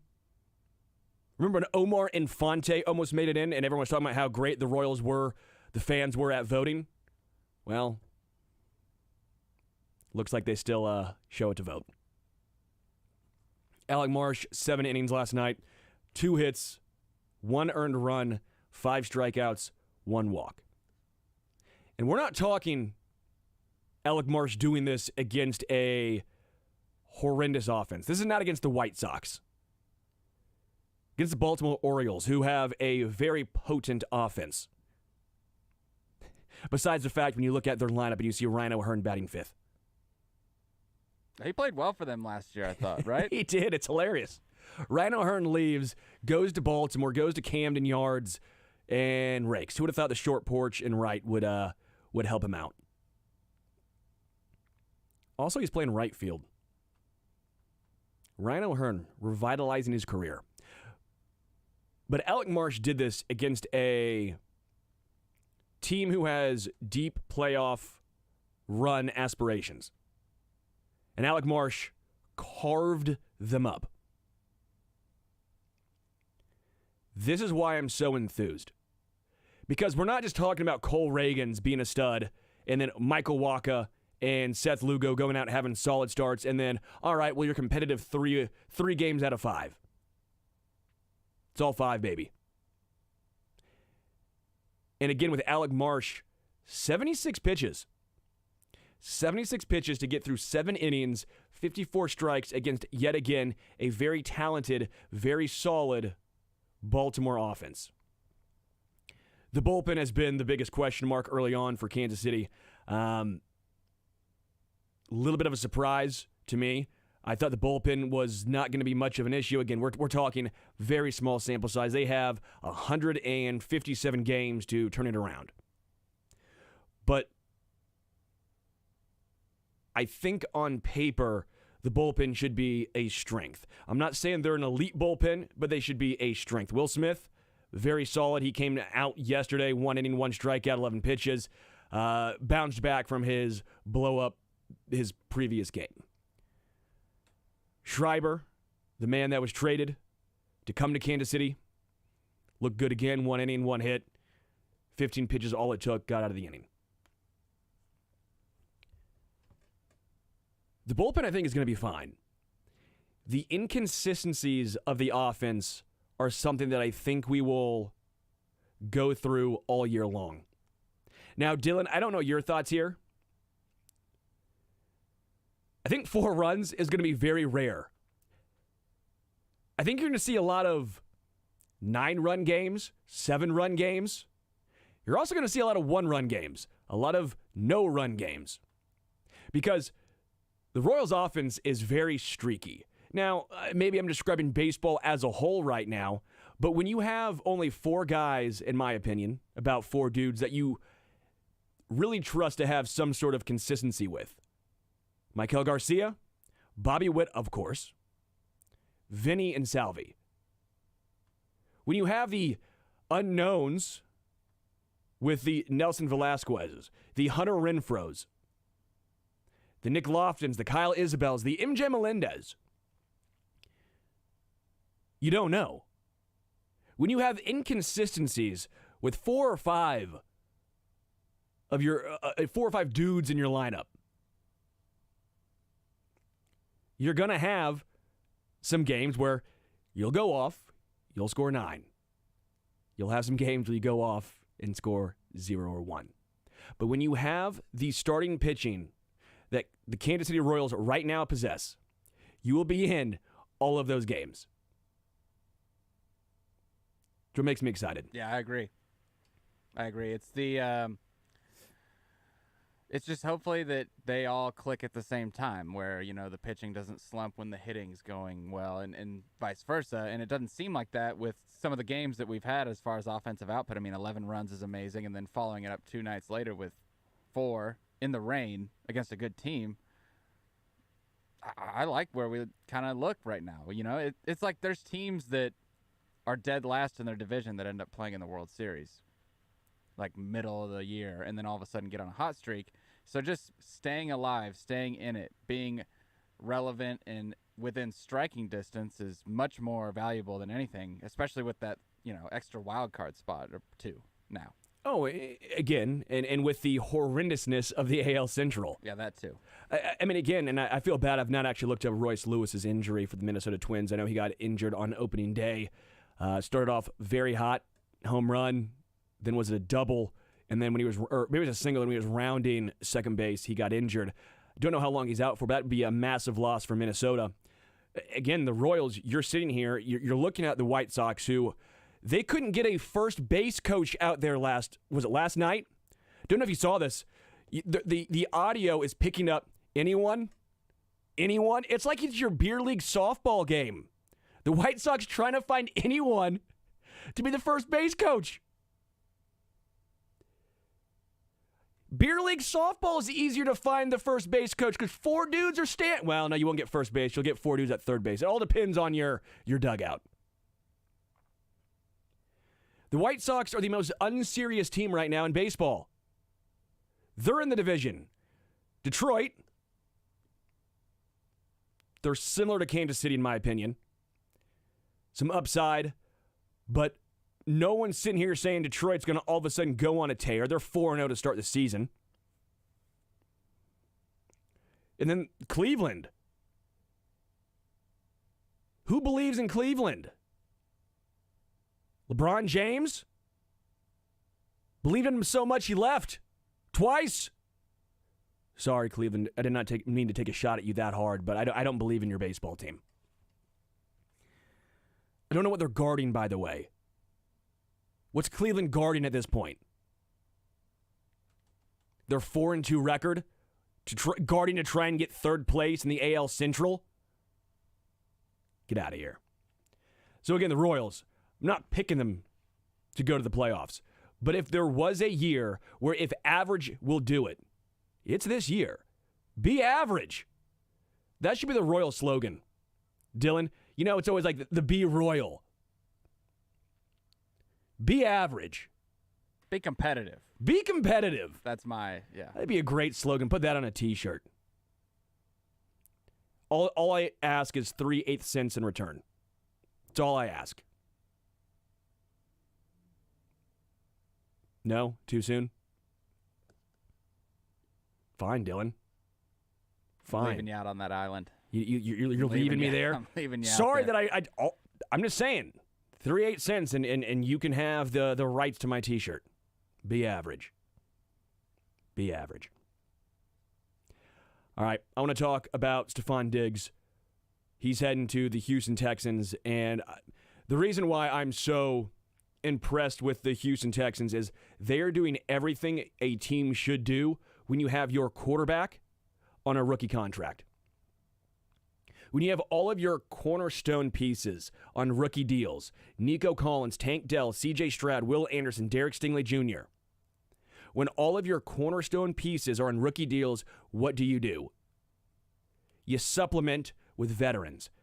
And at times, you can overpay for those veterans. It was why when the Bills overpaid for Von Miller, we all said that's stupid.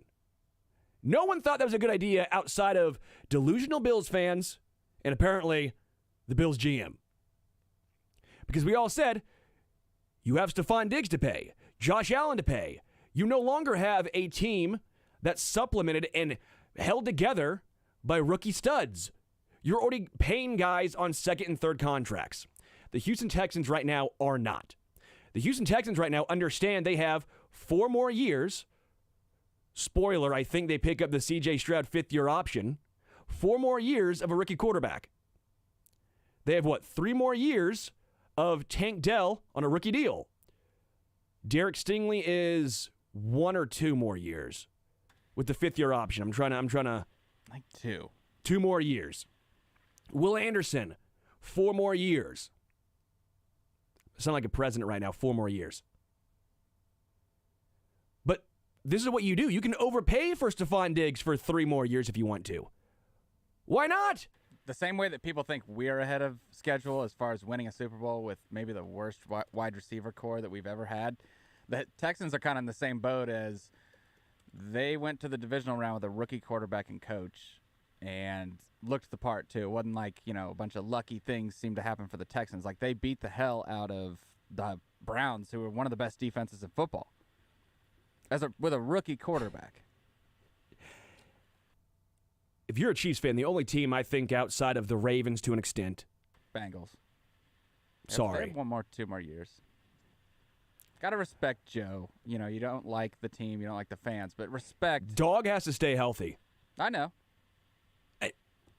I get it. When he's healthy, he's great. It's a coin flip if he's going to be healthy or not. At some point, the injury-prone conversation, whether it's fair or unfair, has to start happening to Joe Burrow. We talk about the Josh Allen and Lamar Jackson playing styles and how they're unsustainable. Joe Burrow's playing style should be sustainable, but clearly it's not for him. When does that conversation happen? But going back to Houston, because again, I've been very impressed. You have Laramie Tunsil taking up nearly 10% of your cap, right? Your left tackle. Premium position. Yeah, that's smart when you have a rookie elite quarterback. I'm saying he's elite already, so. Oh, he's pretty obvious. The one concern I would have is, does he have the sophomore slump Does he have the second year, third year fall off that we saw with Jalen Hurts? Nope. I don't think Jalen Hurts lost his OC. I don't think we do either. I would completely Which agree we with you. thought Bobby Slovic was going somewhere, and he didn't. That's another reason why they're going to be extremely dangerous next year. Stephon Diggs coming in. The Bills will have to figure out what they're going to look like because that salary cap hit, that dead cap hit for trading Stephon is large. But Stephon Diggs taking up 7.33% of the cap. Danielle Hunter, 5.28% of the cap. Those top three players I just named, they're premium edge rusher, one of the best left tackles in football, Forgot they got Danielle Hunter. and a legit wide receiver one. Right. Premium positions as well, as you were saying. Guess who their number 4 cap hit is? You're going to laugh. It's hilarious. Is he a former Chief? He is not. I know isn't Steven Nelson on that team? I thought that was what it was going to be somehow. Steven Nelson would have the... He might be a free agent, no longer on the team. It's a player who's played for multiple teams, kind of your run-of-the-mill guy at this point. Wide receiver. Let me see if you can guess who this is. They're fourth biggest cap hit on the Texans next year.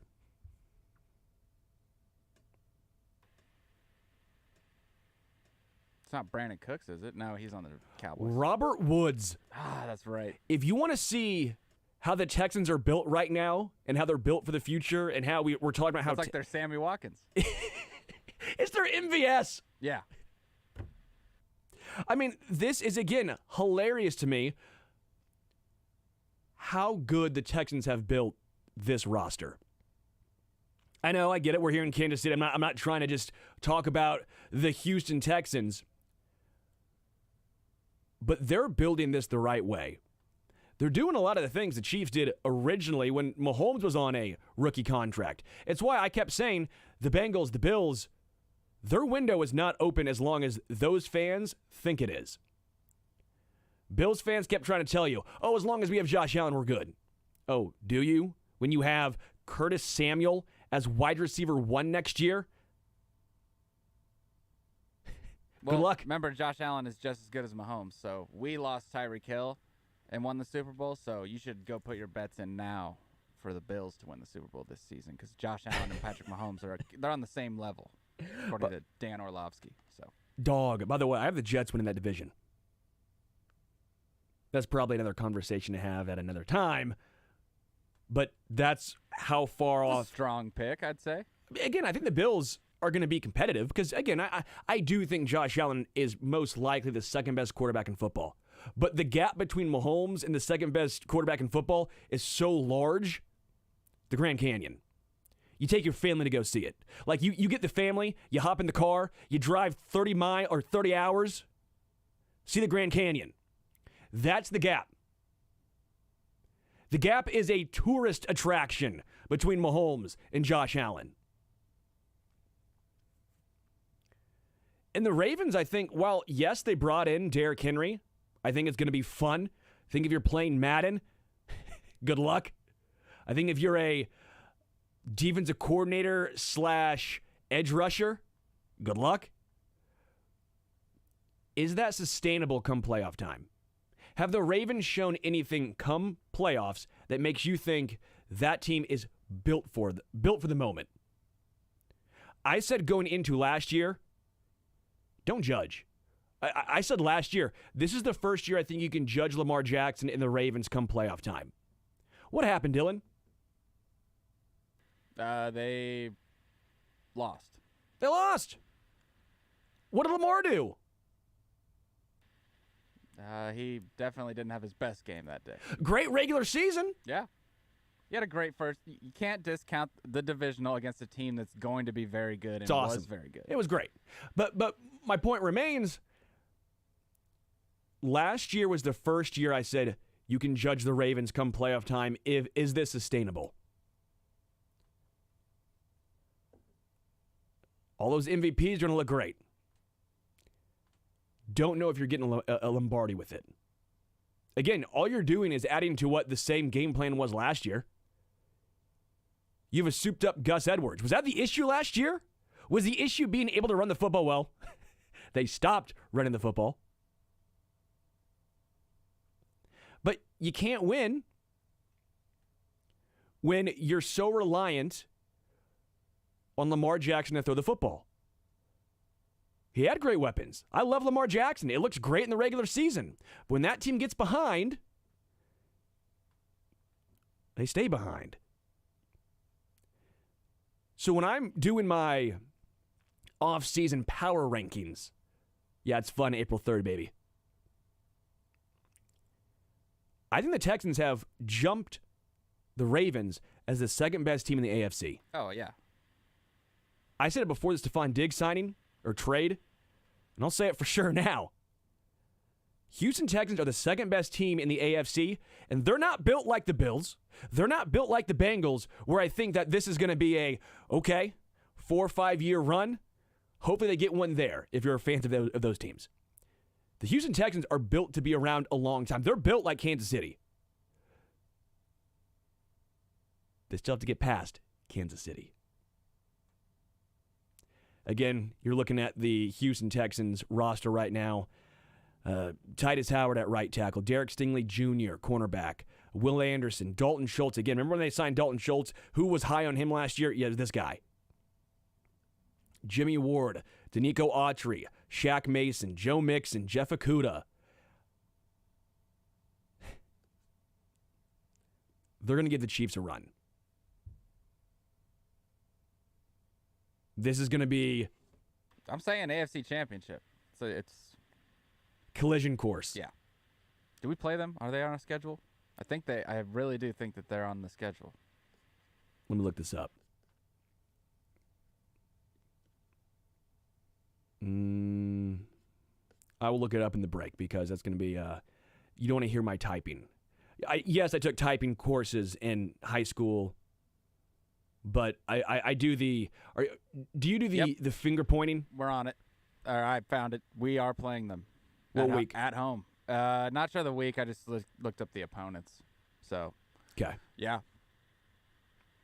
That's going to be a good game. Why don't you kick off the season with it? Electric, dude. I think you should kick off the season Electric. with that. Yep. Yeah, that was a very stupid question I had. What week? That was very silly of me. Again, the Bills finalizing a trade, sending 4-time Pro Bowl wide receiver Stephon Diggs to the Texans for draft compensation. The draft compensation is the Bills will receive a 2025 second-round pick. That is via the Minnesota Vikings in exchange for Diggs, a 2024 sixth, and a 2025 fifth-round pick.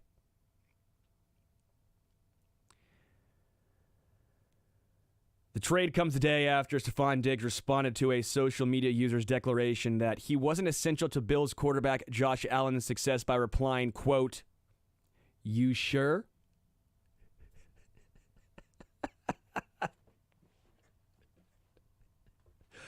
Well, the unrest finally ends. It's almost like a marriage that you knew is going to fail. And they were trying to prove everyone wrong, and you're like, dude, you guys just aren't meant for each other. Well, no, wait. They were doing handshakes at practice on camera and stuff. So I was of the belief that they were best friends and hung out all the time and played video games and stuff. So am I wrong? This was a marriage that you knew was going to be rocky from the start, and you're sitting there going, dude, really? Like, this is not going to work. What are you doing here, guy? And they try to prove you wrong. Stephon Diggs has been traded twice now. By the way, it's obvious. Everyone probably knows that. But just thinking about that, they've said, you know what, we're good twice on Stephon Diggs. Especially in two situations where he was the clear-cut number one receiver on the team and the only one on this situation as well. You know what was interesting? They got better, the Bills did, when Stephon Diggs got less involved in the offense last year. When they started going to more of, let's get James Cook involved. Let's get some of the other wide receivers involved. What happened? Diggs' stats went down. Bills started to win. Stephon Diggs had his worst year last year in the past, since 2018. Played all 17 games, 1,183 yards, 8 touchdowns. Now, again, when I say his worst year, that's still damn impressive. I think everyone in Kansas City is saying, yeah, we'll take that production over here. That's what the Texans said. Pairing him with Nico Collins and Tank Dell, Joe Mixon out running back, John Mechie is your fourth receiver. Dalton Schultz, and then C.J. Stroud. Oh, by the way, he's got good protection on the offensive line. And the draft's coming up. They'll probably hit a couple times there, too. They did last year. Not bad. It almost makes you wonder if the Houston Texans want to do this, and they've been hitting on wide receivers. I know we're sitting here going, yeah, Stephon Diggs is getting up there. He's going to be 31 this year in November. Chiefs who have struggled. Hey, man. The Texans, it's almost like the Steelers, right? The Steelers are in on a wide receiver. Yes. Or the Packers or Vikings. You're sitting here going, yeah, maybe we should take a look. If those teams like this guy, maybe we should take a look. If the Texans still feel like Stephon Diggs has a lot left in the tank, maybe the Chiefs should have taken a look. Steelers drafted 2 Hall of Fame receivers in the same draft, and Lynn Swann and Stallworth. So, yeah, they've been doing it for a while. It's not just this past, and again, they've had some issues. Don't get me wrong, Deontay Johnson already gone. George Pickens, a little bit of a head case. But you cannot deny the talent that they bring. Oh, absolutely. And it's not like people in this town still want George Pickens after all the drama. But remember, we had to trade draft picks for Kadarius Toney, but we don't want to have people with, documented, beefs or it's issues. The NFL, dude. Drama is the name of the game. Did you think Rashee Rice, when he was drafted, was ever going to have any drama? The risks. Guys that you think won't, will. Guys that you think will, won't. It's the NFL. There's always going to be some sort of risk when it comes to off the field, on the field, me first guys. Would you have done that if you're Kansas City? Again, the Chiefs were not going to, in my opinion, be in the running with a trade for Stephon Diggs with the Bills. The Bills weren't going to do it. This is all hypothetical at this point. Again, if the Chiefs are drowning, teams are throwing us cinder blocks, not life rafts. Like, we are not getting anyone, a good deal or a player from any team whatsoever right now. No. Like, would you like it if Dwayne Bowe was sent to the Patriots back in 2008 because we wanted some draft picks? Like, if we were like, oh, we only got 1 year Dwayne left, let's ship him off to New England. Everyone in this town would have been irate. Rightfully Livid, so. Irked. Right. They would have our ire. All the words I know, synonyms for anger. But no, you're right. They weren't. I was just saying, hypothetically, would you have done the second round 20? Yes. Okay. Again, you didn't want to take George Pickens because of the issues, but you have Kadarius Toney, who the Giants were trying to get rid of because of the issues, and you gave up draft capital for that. So, yes, I would have maybe done with the off-the-field stuff because of the culture we have here, it seems. I'm looking at the contract for Stephon Diggs right now. It actually looks like this upcoming year is about to be the first year of it kicking in, of that 4-year, $96 million. No state income, by the way, in Houston as well, so... Looks like there's a potential out in 2025. So. They could rework that with the no state income as a bit of a bargaining chip on the Houston side. Because his contract right now is his 31, 32, 33, and 34 season.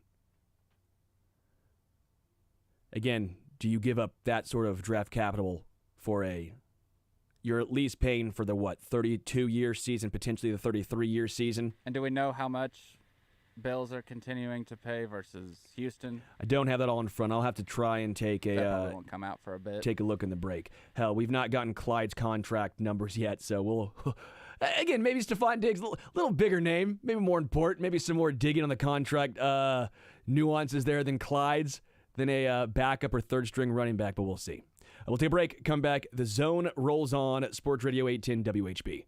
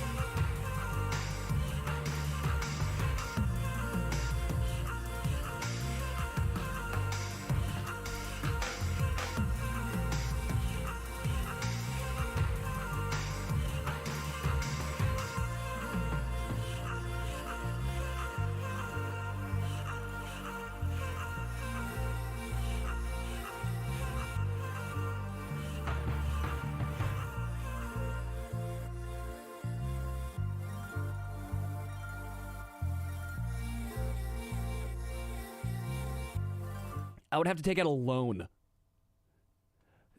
They jacked up the prices for the golf courses so much, it was insane. I don't know why they would. Yeah, because Arizona's known for cheap golf. Maybe I don't want to go to the Final Four. Let's play some swope, baby. Love me some swope. We're joined by Mick Schaefer the entire 1 o'clock hour. What'd you say we're going to do with him, Dylan? Micking around, I like play it. on words. I like it. What does that entail, Dylan? I don't know. He kind of chooses. We just kind of follow his lead. He's the sports director over there. So he's directing. Kind of, yeah. When But Jason's not here, he's the adult in the room. Oh, because we're Yes. we're This is childs. with me and Briscoe. It was Children. more like he was the babysitter. Okay, good. Well, But like the uncle that came over to babysit that only did it once because he let the kids stay up till 11:30. the cool uncle. Yeah, Exactly. Yeah. Here's a beer, kid. It's Busch. I mean, it's Busch Light. It's light. Okay, handle your Busch Light. I'm not giving you a Busch Heavy over here. It's Busch Light. Okay. Don't mark that. It's just a case. I mean, I don't know. There might be something. Jason, it's been a week of marks, so you will be well below the worst ones. Good. Royals game still in a delay right now, following along with the Baltimore's account and everything. Royals game still in a delay. We will let you know any update with the Royals-Orioles game. So probably would be at least a couple hours. Looking at the weather out there in Baltimore, supposed to be around, I think, 4 o'clock-ish was when the weather was supposed to clear up. I do want to talk a little more Kansas City Chiefs right now. Minor move, but a couple of minor moves I want to get to. Let's start with Carson Wentz. Okay, let's start with backup QB. I have a few interesting tidbits on this because my first reaction when it came out was April Fools. Ha! You got us. April Fools. And then I was like, wait a minute. This makes a little bit of sense. Andy Reid historically loves quarterbacks who have had a lot of experience. Carson Wentz has started, well, he's played in 95 games in his career. That's a guy who's experienced. He's, 31, 95 games in his career. And I think Carson Wentz finally understands that he's a backup. Carson Wentz, for the longest time, had this reputation of not being a great teammate. He had a reputation of a me-first guy, a loner, if you will. He also had that thought process of he was going to be a starter wherever he went. Last year was the first year, in L.A., when it was like, okay, he's a backup. But now there's no competition. Carson Wentz comes to Kansas City, it's Mahomes. There's no sort of wishy-washy thoughts with him. This is not him going to, let's just say, the Raiders. And would he have a chance to start? There's not a chance of him going to Denver and all of a sudden he's pissed off because he's a backup to whoever the hell the Broncos are going to have at quarterback. No, he's firmly understanding now he's the backup. Kind of just proved it with Matt Stafford. But this had to happen. There had to be some sort of reality check. Right, agree. That's big. That was a concern of mine of if you're known as a loner, you're known as a me-first type of guy. I mean, we all saw what happened with Nick Foles and Carson Wentz and the Super Bowl and some of the aftermath there, right? So now that I have had time to digest and think more about this, I do like this for the Chiefs. Now, of course, we are talking April football when you're talking about the backup quarterback. But again, it's not like backup quarterbacks have not had a role for the Chiefs in the past, Mahomes era. The Matt Moore, the Chad Hennings, the Blaine Gabbert to an extent getting some sort of run. It happens. It's a long season. A game or two. Now, if it's a full season, sorry, it's the whole Peyton Manning talk, right? Peyton Manning goes down. We're what, Dylan? We're bleeped. That's Tom Moore, and he says we don't practice bleeped. It's kind of the sentiment around here, except kind of not with Chad Henne and the way that they prepare those guys. It isn't the sentiment anymore. It used to be. Sure. And it's a great quote, but yes. And so you're sitting here going, well, why not at least bring in a guy who's played in 95 games, was a Pro Bowler and at the time before the injury, an MVP sort of candidate years and years ago. Again, years and years. We're talking Josh Gordon. We're talking like when Josh Gordon came to Kansas City and folks were talking about how great he was going to be because they're pulling up Browns footage. Like when people are talking about Justin Ross being a legend in Kansas City and you're pulling up his freshman year at Clemson footage. Like, that's what we're talking about with Carson at this point. But you're still talking about a veteran with more upside. Then again, I'm a Mizzou alum, so I apologize to all my Tiger fans out there. Than Blaine Gabbert. You're talking about a backup quarterback with more upside than Chad Henne and Matt Moore. But you are talking about a guy who's played in as many games as those dudes. You're sacrificing the classroom knowledge for the on-the-field production, essentially. Agreed. And again, I'm not saying Carson Wentz is some stud, or we should expect the 2017 Carson Wentz to emerge yet again from the ashes like a phoenix. But to think there's not at least a little bit more in there compared to Chad, Matt Moore, Chase Daniel, Blaine Gabbert at this point in their careers, I think is crazy. Again, you're not getting the young guy that I think a lot of Chiefs fans would have hoped. The dude that who was here for a while, Shane Buechele, and then went to Arizona. Well, what did Arizona do? Didn't he go to Arizona? I know that Arizona was trying to get him at one point. I think he went to the Bills last season. I don't know where he's at now. But the point remains, other teams now have had a look at him. Nothing there. I think there's at least something there, some sort of blanket with Carson Wentz that we've not had with some of the others. Also, it feels like a guy who'd be very good on short yardage situations, which again is a pipe dream because we thought that with Blaine Gabbert to an extent we never saw it. You can do QB sneaks. We said that with Blaine! It's a little different. You just said it's different. I said it's a little different, but why would we expect different when we've seen the same thing play out over and over again? Like, we thought Blaine Gabbert, who was, 6'6"? Decent runner. We thought, okay, yeah, QB sneaks, throw him in there. Did we see it, Dylan? No, but it's a little different because I think Carson can run the read option too. You're not just stuck in, okay, they're obviously sneaking the football here. Sure. Like, there's a little more to it, I guess, but I see your point. I don't think it happens because it still means you take Mahomes off the field. Well, yeah. Or at least you're lining him up as a wide receiver. Right. I don't And see they it didn't do happening. that on the 4th and 1 in the Super Bowl, and look how it turned out. Correct. Exactly. So they do have plays that can get a yard, but from the quarterback, just not sacrificing his legs and potentially worse. And you won't see it in the regular season. Right. I also think for Carson Wentz, it makes a little bit of sense because for Carson, you're sitting here going, all right, you have a chance to get the Andy Reid mystique on you. You have a chance to finally put some of the you're a me first loner, all that reputation behind you. I can't believe I made a Taylor Swift with reputation right there. Sorry, guys. That's on me.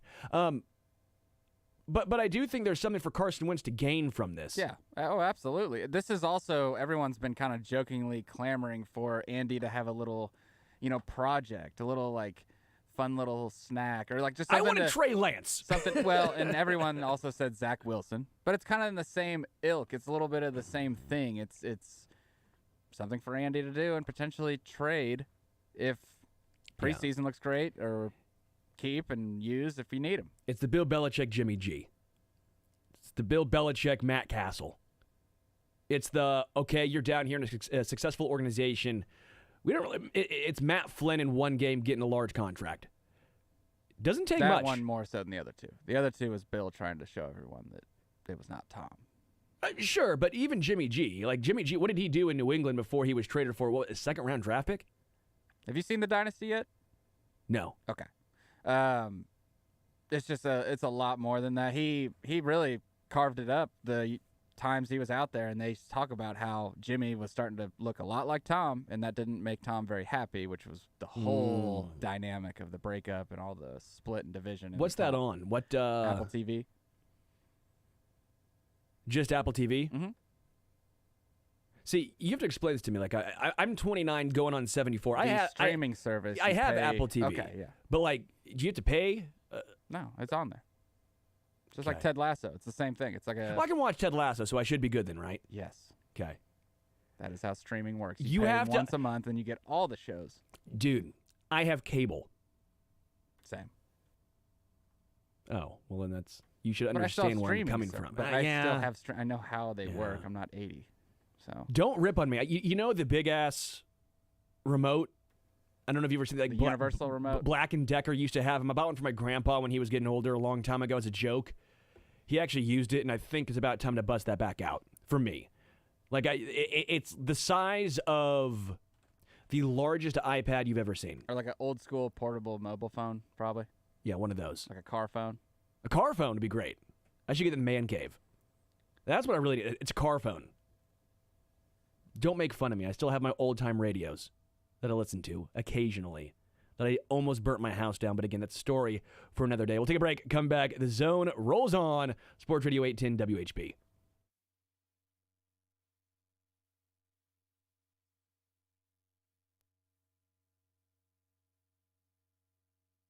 Hey, guess what? It's finally April, and you know what that means. It's almost 420. National Cannabis Day is going to be here before you know it, and there's only one place that's going to be doing 420 right, and that's Greenlight Dispensary. They're going to be having incredible deals all month long to help you celebrate for 420, and if you don't...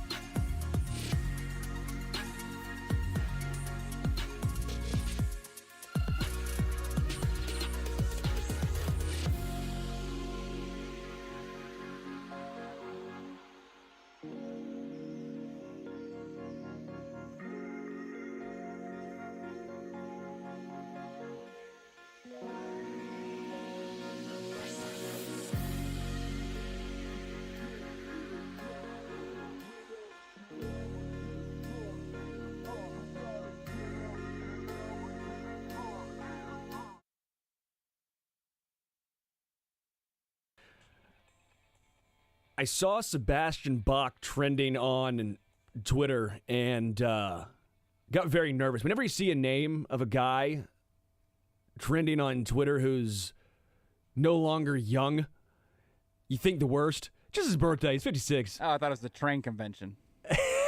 Great poll to the 7 people who watched Trailer Park Boys.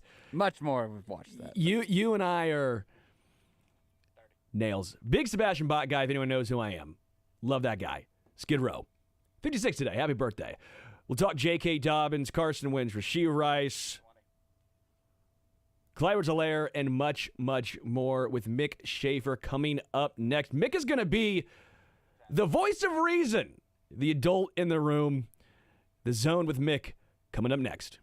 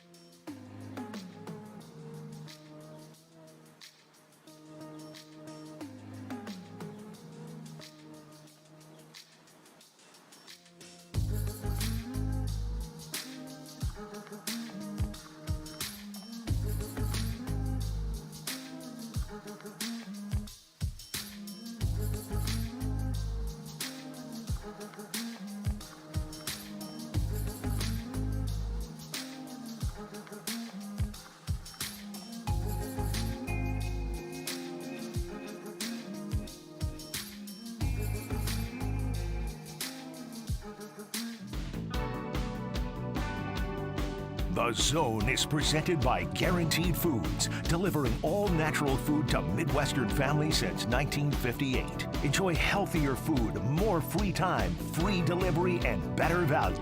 Go to GuaranteedFoods.com.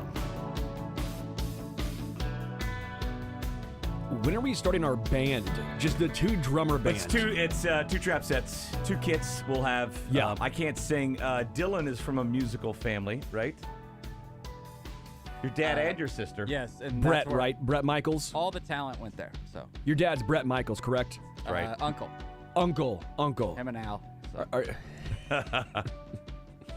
And Sean. Are- Can't forget Sean. are you a big every rose has its thorn kind of guy, or are you more of like unskinny bop? Like which way you going with the Brett Michaels? Yes, Okay. would be my answer Good. for that. Yeah. I feel like we really have this down. What's Jason playing? I think he does a lot of air guitar, usually in that seat. And Josh is gonna play something off the wall like tambourine, right? Let's be honest. Sure. He's kind of the triangle, and he'll have like 1 point every song where he hits it, and that's it. And then he's just dancing in dumb shirts. Strong. I don't know why you're taking a shot at Josh right now, the accurate. dumb shirts, but Accurate, yeah. He Dylan's would shirt's be in electric right total now. or agreement. yeah. It's the Washington football team shirt. That's a good one. I think Washington football team, they actually back-assed their way into a good name, and then they switched to the Commanders. Yeah, football team's a better name. It's not a great one. I don't like it. Strong. We kind of got used to it because it's kind of silly, right? I thought it was awesome. Commanders is worse. It's Yes. worse. What are we doing? Only Can you one get more team. generic. It's more arena Football league. team is It's somehow. exactly what it is. Yes. It's arena league. How is football team less generic than Commanders? They somehow did it. They somehow did it. They could have been the Wildcats, and that would have been more inventive. The Bulldogs. Or what was it? What the CFL had only like a handful of teams, but two of them were named the Rough Riders at one point. And They had like 8 teams and only 7 names. They couldn't get more creative than that. They had 2 Rough Riders. What is a Rough Rider? Is it like a guy who's driving with a bad transmission, or That's a great name. It leaves it up to interpretation. It was Only- Saskatchewan and Ottawa. They're big up there, those Rough Riders. yeah?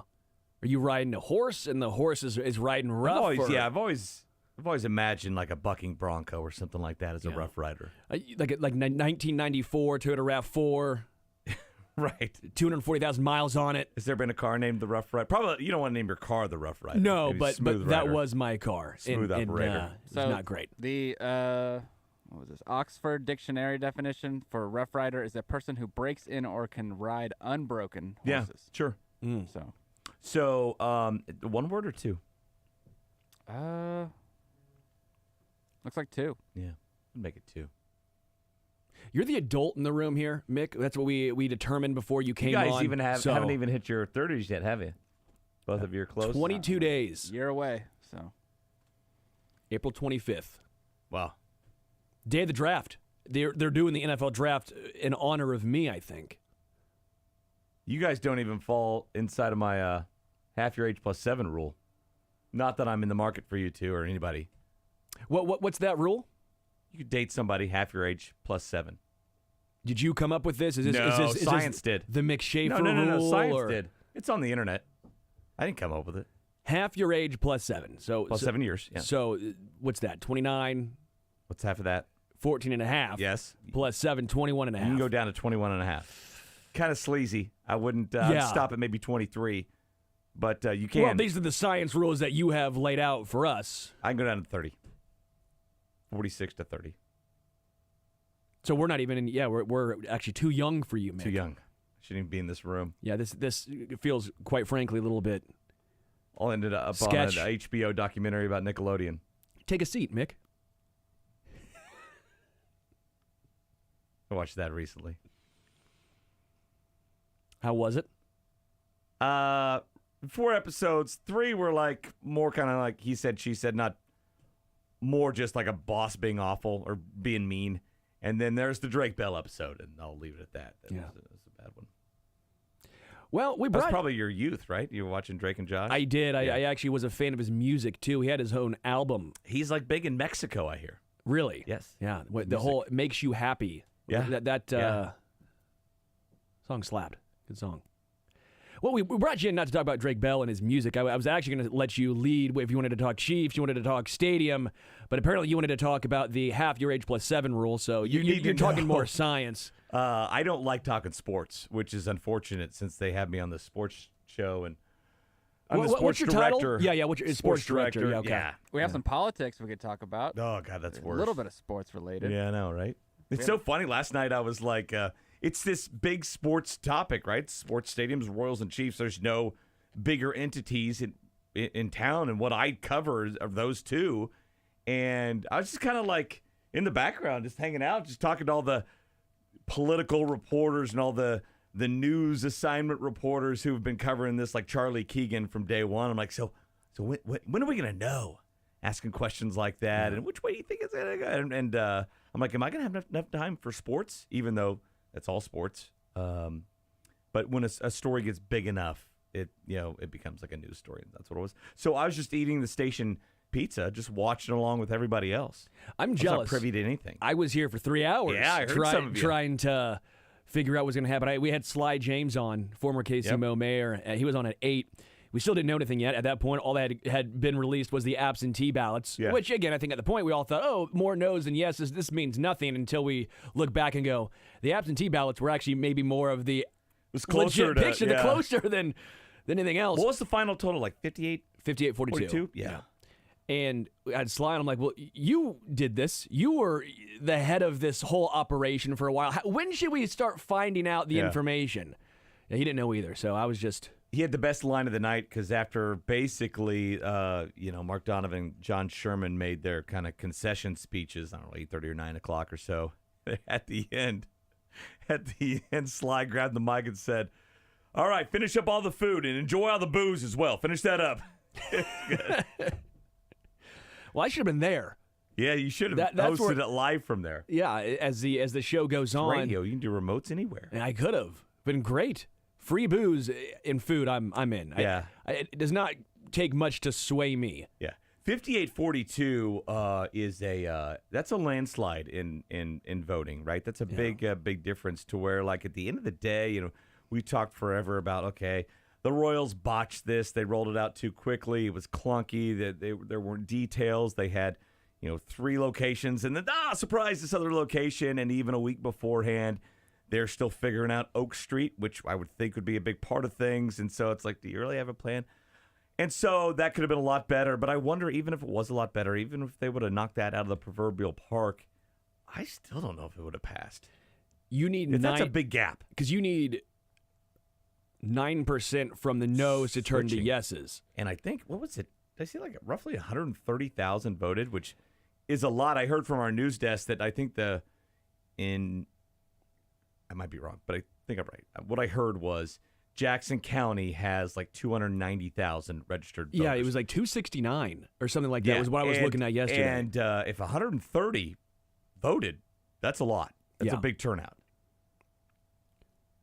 I was surprised at you're right, the landslide. Because if it was close, then I think you can chalk it up to messaging. You can chalk it up to location. When it's this much, it's everything. It's not just one thing. It's not. We go back to the drawing board and we tweak this. If you lose by that much, you have to tweak everything. And how much of it was when you look at the Chiefs' blueprint, their renderings they put out on Twitter, which is pretty much all we saw from the Chiefs, right? It's not like we saw this detailed plan. It looked like, when you were in high school and you forgot to do your homework? Sure. And then about an hour before, 20 minutes before, you're like, oh, dude, bleep, I forgot. And then you're like, hey, let me just copy something down, but I'm going to change it just a little bit. They just changed just a little bit. They added a bridge. They did. And they added some suites. And again, don't forget the activation zone. What does that mean? Well, that's the whole deal. Like, looking at that whole thing and all the, I don't know, nobody knows, but it's going to be. You activate there. You can go and activate phones. You know maybe. What it is? It's those final 10 guys on the roster that go every day to the game, and they don't know if they're going to be active or not. They take those guys there, right? Who would be a good example of that? They take Deion Bush there, and like you're activated, and he runs inside and he shoots up.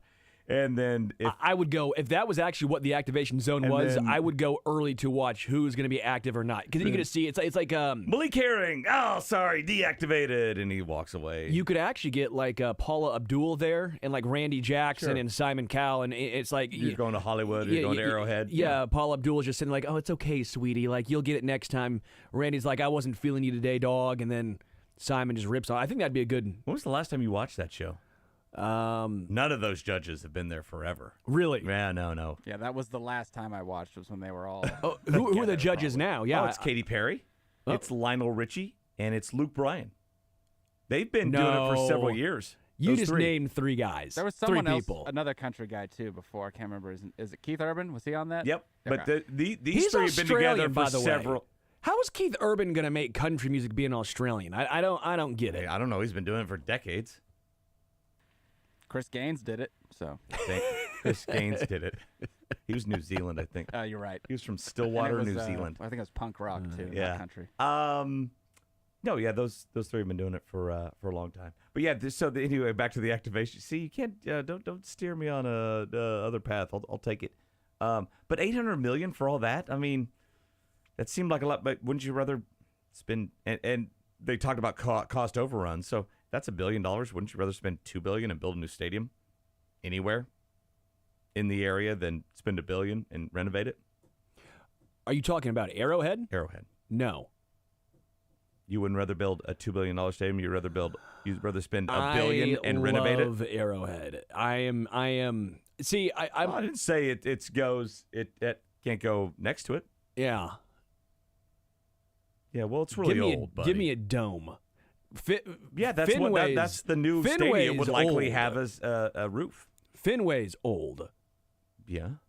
Wrigley's old. Okay, you picked the two examples of Yeah, sorry, I'm using old stadiums I'm, that are I'm still using around. very to fit my narrative. Yeah, no, that doesn't make sense. It doesn't make sense to spend $1 billion for that, and when you can spend $2 billion and build new, it just doesn't. Where do they go from here? Because it seems to me that, and maybe I'm completely wrong.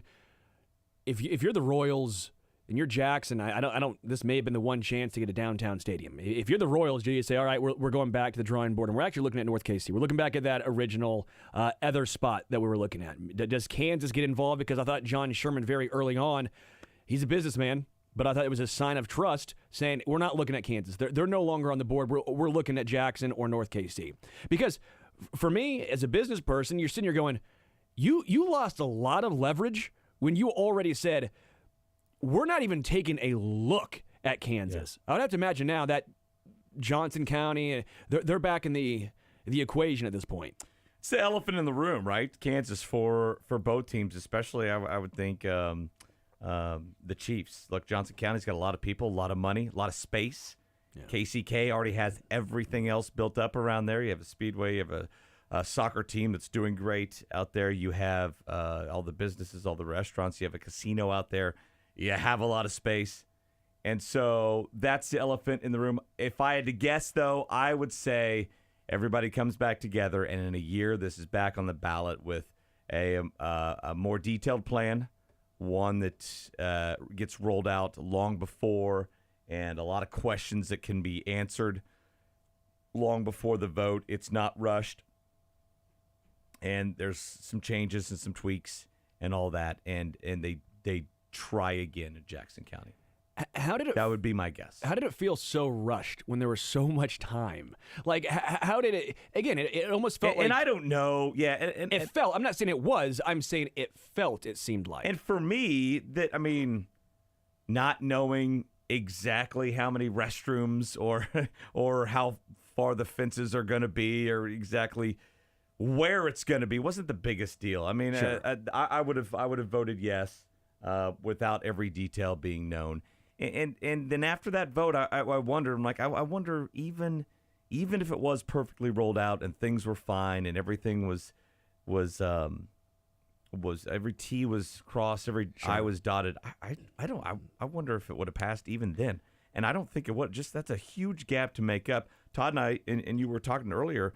There were a lot of reasons why people didn't want it. You had the Crossroads people didn't want to displace the businesses, and all of that.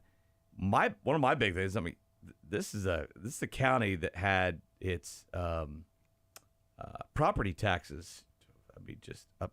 Just doubled or more than. Just ridiculous what the county's done to those property owners. And now that was almost like a pushback. Like, no way, I don't care. Even if it's a sales tax that I may not notice. Sure. That I've already been paying. That yes will be continued, which makes it a new tax.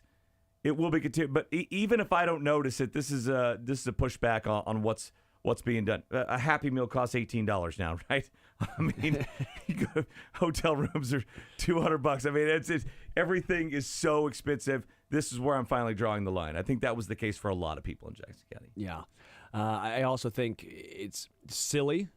But the motto of Missouri, the show me state, I wonder how much of that came in. Like you have to show me. You have to do the Royals have been horrendous on the field. You have to show me you've earned our trust. I also wonder, again, if this was split because everything was rolled into one. Did the Chiefs help or did the Chiefs hurt? That's a good question. In regards to the Royals. I think when they were about to release the renderings, I thought, okay, this is going to help the Royals big time. This is why they're here. This makes sure it gets passed. And that was such a dud of a rollout. That was such a nothing plan that people were like, really, that's it? To where, like, I don't know if it hurt them, but I don't think it helped. I do not think it helped at all. And then, again, that was kind of a late arriving thing. And so that's part of it as well. You've got all the momentum in the world, the two-time defending Super Bowl champs, with the best football player on the planet. And, oh, by the way, he's not even the most recognizable football player on the team anymore. You have Taylor Swift and Ryan Reynolds coming to game. It's like the Lakers games, Chiefs games are now, right? Back to Paula Abdul. Back to Paula Abdul. Everything comes back to her. And so, and this thing ain't slowing down, right, at all. And even then, Chiefs latching onto this thing, they can't get it passed. I got nervous that it wasn't going to pass when you see Casey Wolf having to shake his hips and Andy Reid giving a yes speech. When you have that Desperate happening, times. You're going, okay, this is a lot closer. When you're seeing the eyes on Casey Wolf really getting after the googlies, it makes you a little really nervous. think, and it's just me, but I think there's a lot of people out there like me. If that $800 million had a roof, right, and you said we're getting Final Fours, we're getting Super Bowls. And the Chiefs were like, it was almost like they had never heard of that idea. like you had it on the last few plans you had was the roof. They're like, no, we've pulled people and we don't need that. And so there was nothing exciting for the fans out there. Yeah, bigger jumbotrons, those always arrive. A bunch of suites that I won't be able to afford, cool, awesome. And then a walking bridge, I guess we don't need that. Nobody's asking. I don't think anybody's like, we need a big walking bridge. And I'm fairly certain nobody was asking for an activation zone. So it's like, this is a lot of money to go to a lot of stuff that will not affect me. Some of the people I've talked to who were no's said if it, again, had a retractable roof, a dome, whatever it would be, they would have voted yes. And I don't know if a dome is necessarily the answer. I think a retractable roof is what... Maybe I'm wrong. The majority of fans something that would covers the top.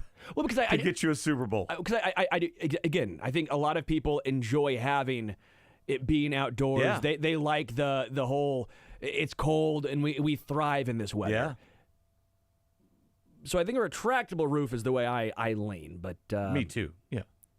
That's nothing. I mean, in September when it's 75 degrees out, that thing does not need to be covered up. And quite frankly, I'm soft. If it gets down to 40, I'm gonna send a call into Clark saying, "Hey, man, can you roll that bad boy?" At least you're a warm weather guy. I appreciate that. Oh, I am. If it's 100 degrees, I'm fine. Oh, this show is known for attracting cold weather guys. Is it not, Dylan? Oh, what are you? Are you a hot weather guy? Oh, absolutely. Oh, I'm let's normal. roll. I'm normal. Yeah. What can I do when it's 40? Am I golfing? I mean, Briscoe's maybe. range, he said, was, what did he say? He said 35 to 65, I think, was his ideal range. Psychopath. And so I'm like, it's 72 degrees out today. Briscoe, are you hot? Do you hate this? Because it's outside of your zone. I would get a slight jacket if it's 72. Just like a slight little long sleeve. You're normal. If I get a 30-degree window, I'm going 70 to 100. Same. Maybe 65, 95. No. Yeah, right, same 60, deal. 65, I can't go to the It's pool. too cold. Well, I can't get the doors true, off yeah. the Jeep. I can't. Come on. What is good porch drinking weather? It's 70 and up, because if it gets to 65, you might the cigar with 65. Well, you might get some wind. 65. I mean, you got the sun out in 65. It's nice. Yeah, but at night, You're good.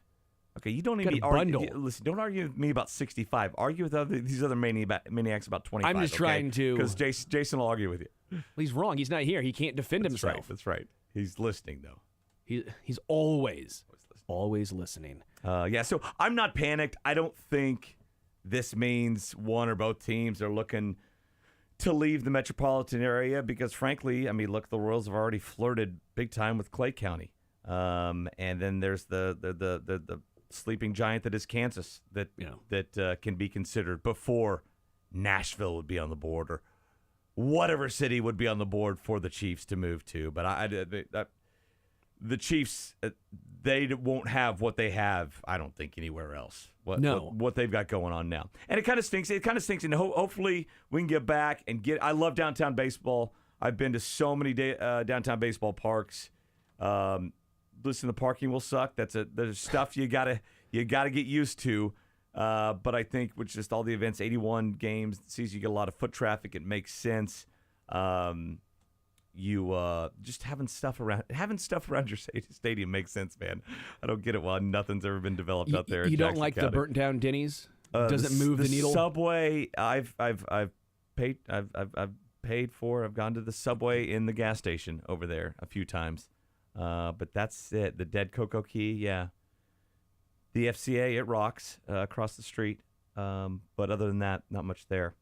So, no, I hopefully we can find some footing here, make something happen, because there's a lot of momentum in this town for sports, right? You have the World Cup coming here. You have an international brand now in the Chiefs. You have the greatest football player on the planet. You have the guy dating Taylor Swift. You have a long-term superstar baseball player finally locked up. You know it's not going to be the Carlos Beltran, Jermaine Dye, Johnny Damon. Do you throw Raul Ibanez in there as well? No. Yeah, okay. But it's not that show. I think I'd put Mike Sweeney in there. Yeah, Mike Sweeney, I guess, stayed at least. Yeah. So, no, that's great. And hopefully he doesn't get swallowed up by the bad batch of concrete underneath him, like one of these at-bats. Rolling the dice there. They said some stupid stuff, right? Like that. Yeah. And then it's not a new tax. I'm like, it's a new tax. I mean, Oak Street being the latest one. what's for sure. that? The Oak Street Oak stuff. Street, yeah. Well, and then I'm like, okay, I have a car note until 2025. If you come back to me and say, we're going to extend that to 2030, but it's going to be the same amount you're paying now, that's new. And that's something I don't want. So, I mean, it was a little disingenuous to say this is not a new tax. It's a new tax. It's a continuation. When you add on Yeah. years to the tax, it's new. Yes. Yeah. And granted, I mean, I think it's a kind of a hell of a deal for 8 cents, and you get all that stuff done. I don't know how the math works on that, but that was the deal. So I would have voted yes. I understand for a lot of people why they voted no. Yeah. We'll take a break. We'll come back. More nonsense, and we'll talk some Chiefs. We'll talk some Chiefs with They Mick. can be nonsensical, too. Nonsensical Chiefs Yeah. with Mick Schaefer. Sports Radio 810 WHB.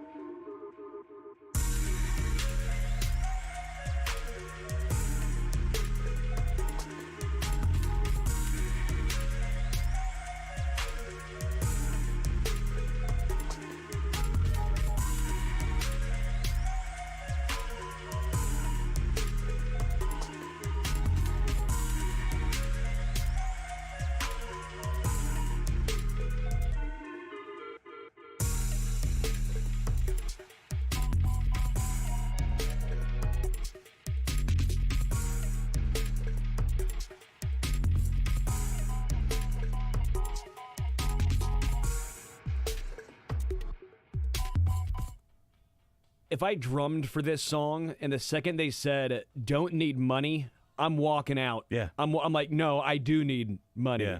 Bad lyric, Huey. So I played trap set drums in high school, and it was always a fight to get to play "Land of a Thousand Dances" Sure. or "Inner Sandman." And if you didn't get that, you settled with like "The Heat Is On," which was just a basic beat, Yeah, and there boring. were no real opportunities for fills and that. So we didn't play this one, but there was a rotation of about 6 or 8 songs. Yeah, we had Paint It Black. That was the one you Oh, wanted to be yeah. on. Paint It Yeah, Black by yeah, the Rolling Stones. yeah. You get that when you're like, oh, Yeah. I'm in for a fun time. Or Barracuda. But at that age, you're always the 7/8 and the 3/4 time singers. They would just go, wait, We didn't have for trap set. We didn't have read sheet music or anything. It was basically just No, felt it out. But you got to know. I mean, you have to. We didn't have sheet music either, but you got to. We had it know. for like concert band and Sure. that kind of stuff. How many- even marching band. How many? Yeah. How many people are calling us nerds right now? Yeah, A lot. It depended on the time of the day whether I was a nerd or a jock in my hometown because it was small town. You had to do everything. Yeah, I did basketball and band. Is the combo? So I remember what was it my sophomore year. I would play for the JV girls game, and then at halftime go down and shoot with the JV boys, play, and then go play JV boys game. Come back, play for the varsity girls game. Go down to halftime, shoot varsity boys. Come back, play varsity boys game. Wow, look at you. You got to play 6 quarters well, so no, you can spread them out. Varsity as a sophomore is what I gathered from that. Yeah, You're a little varsity humble as a brag. sophomore. Yeah, good for you. In a town of 1,000 people, 2A legend. What We school? might have been 1A. What we school? were on the border. Caldwell, America. That was it. So yeah, there was not a. It was not a brag. Honestly, I should have been doing it by freshman year, but I just wasn't good enough. Didn't quite cut it. Didn't quite cut it. Didn't quite cut it. It's all a JV All-American that year. Well, there's a player who I think a lot of Chiefs fans doesn't think quite cuts it, but he is back, and that's Clyde Edwards-Helaire. Yeah, he's back. 1 year deal. That's my running back, by the way. I push back on all the hate. Like here, everybody hates you. I don't know if you know that. Everybody. That is everybody. painful. But everybody gives you a hard time. Even Bethany. That's the breaking news. That was the news. Yeah. Even Bethany, nice, sweet, tall ass Bethany. Yeah, dude. Who's new? Standing next to her. She comes is- in and she was like, she's always smiling and always so complimentary and nice. And then she turns to you like half an hour ago. She's like, yeah, hopefully you don't screw this up. And she walks out. I'm like, it's like, because Josh kind of led the brigade. I thought, like, oh, Yeah, he God, started it. right? I'm Yeah, like, he's- well, I love this bit. Whether it's a bit or not, I'm just going to latch on. It's not a bit. This And is then- just life. And so that's when I told you, you know what? Since everybody, and I mean everybody now, if Bethany hates you, Yeah. I'm gonna be on your side. Thanks. I'm Appreciate gonna it. push back against that grain. He's a contrarian. That's right. Thank you. Exactly what I am. So I think I'm a nice guy. I think that's what it is. I'm so nice. You're my CEH. You're my Clyde Edwards-Helaire. Thank you. Everybody likes him, honestly, for dumb reasons, right? Because he was the 32nd pick and not the 33rd. It wasn't his fault he was drafted in the Give first me a round. break. Yeah. And he's a really good running back. His biggest deal. Really good is a stretch. He's in the NFL, Sterling, and he starts for Super Bowl champions a lot of games. His only deal, he gets He has injured. started a lot he of gets games injured. on the Super Bowl He winning gets teams. injured. too. He gets injured. And everybody pretends to know what they're talking about. Oh, did you see that hole open up? He didn't see it. You have no idea what you're talking about. You have no idea. Yes, there was less guys over there, but you have no idea the blocking scheme, what was called, where the play's supposed to go, when the hole he's looking at is supposed to break open. People have no idea. They just want to say, he sucks. First round pick, come on. So I'm glad he's back. I love him. He is a really good running back, so take that. How many beers you drink with him last night? None, but I would go hunting with him, and I would go working on cars with him, because those are two of his pastimes. I do think he's a I really. think he's a great dude. I think he's been great in the face of all of this. He missed the ring ceremony or the parade? Was the parade? It was the parade when he Yeah. had that fashion thing with one of his friends in New York. Yeah. Which stinks. I mean, I'm sure that hurt a lot. Wasn't active for that Yeah. Super Bowl. Sure that hurt a lot. But no, I'm a CEH guy. Bring him back. If he's a good backup running back, I think you got to have 3 or 4. I think he's a great guy. I think it makes sense bringing him back. Again, you're correct. When was the last time the Chiefs had a season where the starting back didn't at least miss some games, Well, where I at think least that's a part lot of guys Well, I think missed that's part some of games. Andy's plan. He's like, you're planning for 21 games now? They played 21 games last year, right? Yeah.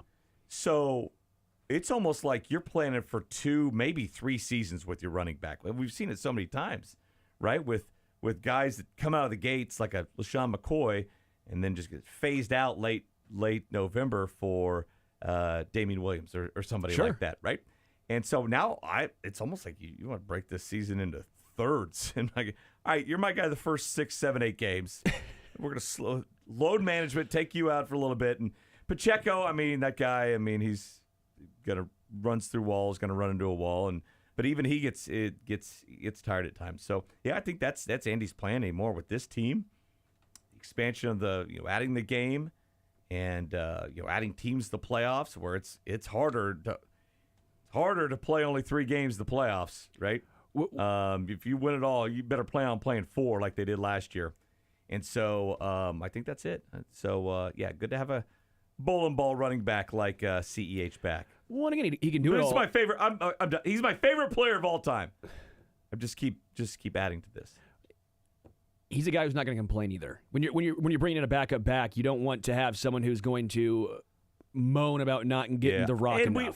we're not in the huddle, we're not in the locker room and everything, and I don't know that for sure, but I would think bringing him back on this 1-year deal indicates that, absolutely. It's a 1-year deal. People might be asking themselves, why didn't they just bring him back on the 5th-year option? They're That's a not good allowed question. to. Well, they would have had to make the decision beforehand. Yeah. It would have had to been after the 3rd year going into the 4th year, they did not make the Because decision. the money's probably not that much different. Probably very similar. Yeah. It's actually probably cheaper because the 5th-year option would have been on a 32nd overall first-round draft pick tender. So this would have been, I would assume it's maybe a little cheaper. It's probably comparable. It's so weird rule. Like, well, you got to decide that 5th year basically during his 3rd year.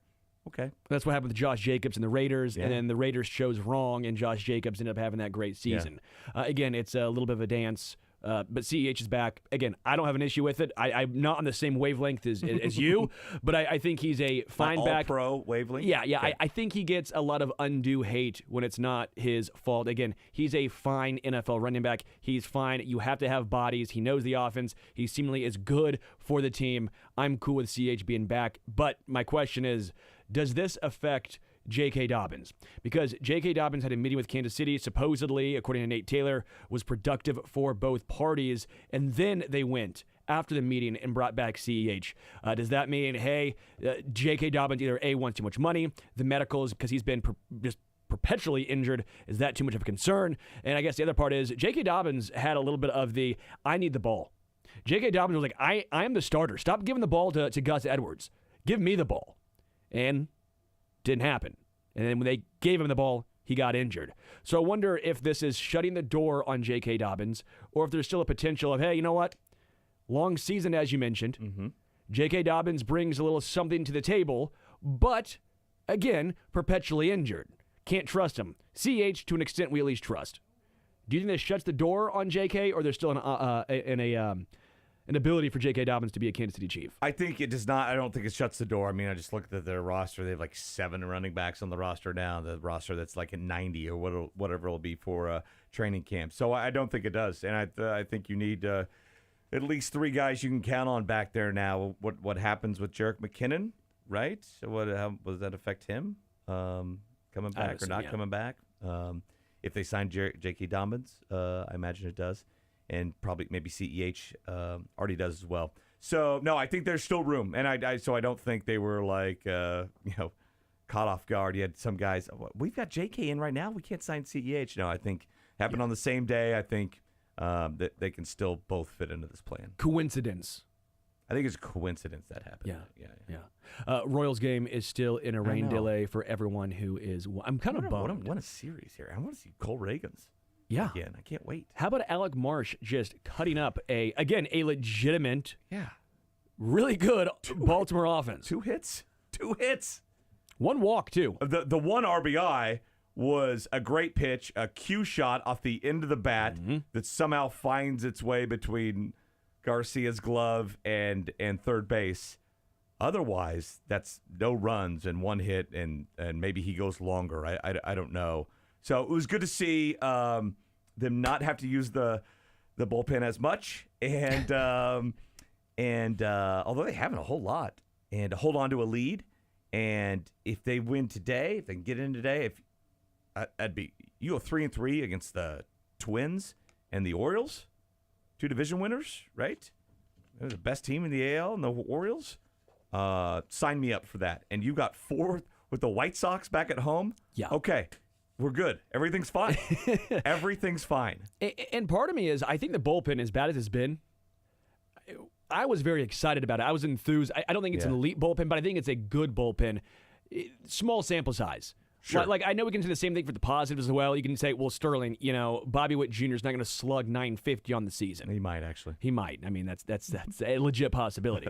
But I think the bullpen, again, is one of those roles where I think early on you'll start feeling your way out. Right. You almost have to fail to kind of figure things out and who goes where and all that stuff. Will Smith looked good. Hopefully, I mean, he's that's the first save of the season, I believe. Close it out. For the Royals last night. So I'm enthused. I mean, just it's still in this day and age with openers and with pitch counts shrinking and with a different approach to pitching, I still think starting pitching is the biggest cog on any baseball machine. And you have 4 or 5 guys that were lights out, and the guy that wasn't lights out, you're fine with. In that, like it's Michael Wacha, right? He should be, if not the ace of your staff, one of the top 2 guy, and you're kind of fine there. And he's nursing an injury.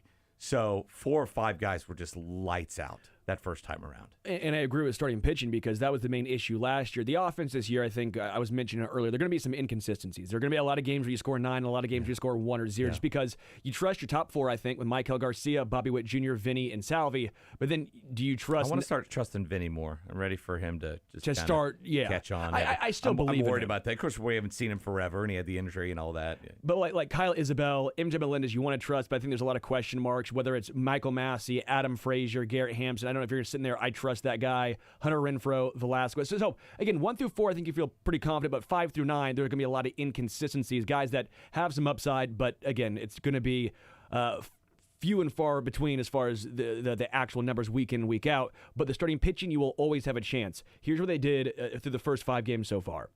31 innings, 1.74 ERA, .709 whip, 33 strikeouts, 7 walks. The ERA is second in Major League Baseball. Whip is first. Strikeout rate is 5th, and walk rate is 7th.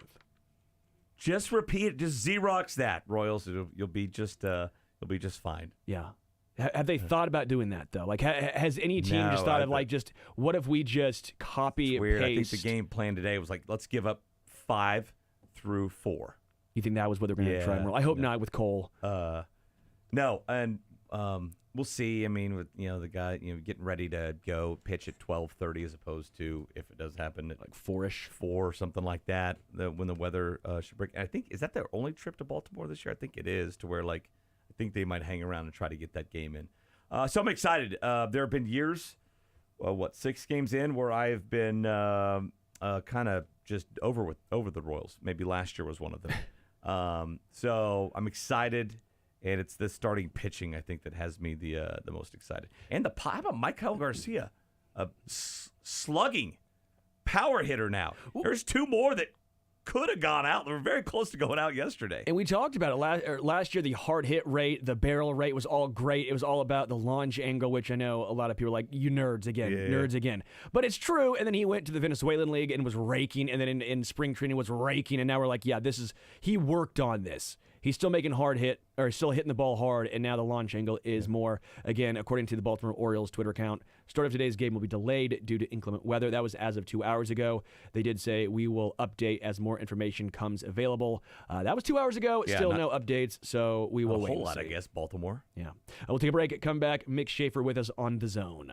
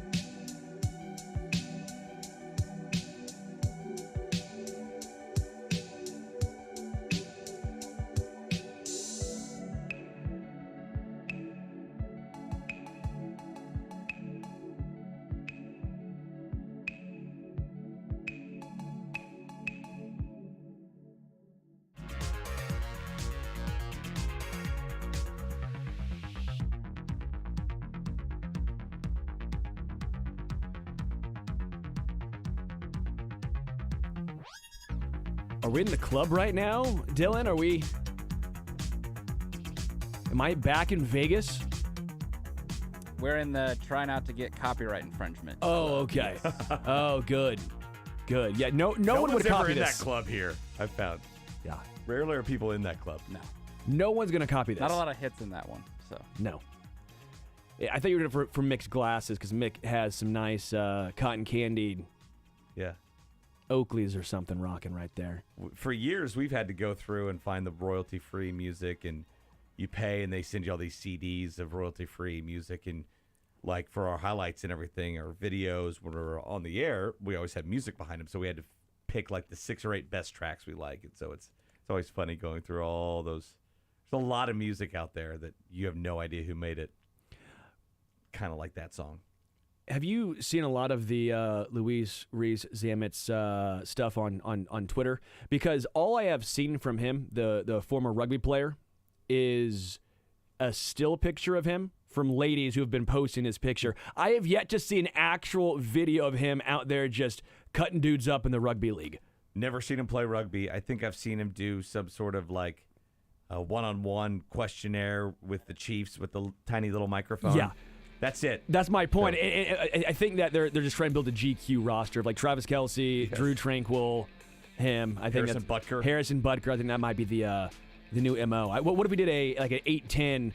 You can be involved in this, obviously. Just calendar. Sure. What month do you want? April. It's my birthday month. That's my birthday. Okay, so I'll do May then. You'll do May. Okay, Yeah, Dylan, sure. which month you taking? I guess I'll do March. It's my birthday. So. Okay. No, I'll do December so I can be bundled up. Oh, that's cute. Yeah, I it's a don't good. I don't think anyone would show buy too that. much skin. No one's buying that. No one's buying that. No, I gotta be declothed. Well, more clothes. They would actually say, Sterling, put on more clothing. It's the 810 Dad Bod calendar. Now I think we're on to something. If it's titled the Dad Bod Calendar, I think we're on to something. Mick, thank you. Ones that Dylan, people will buy it. thank you. Jason Anderson, down to the Final Four, coming to you live Thursday and Friday.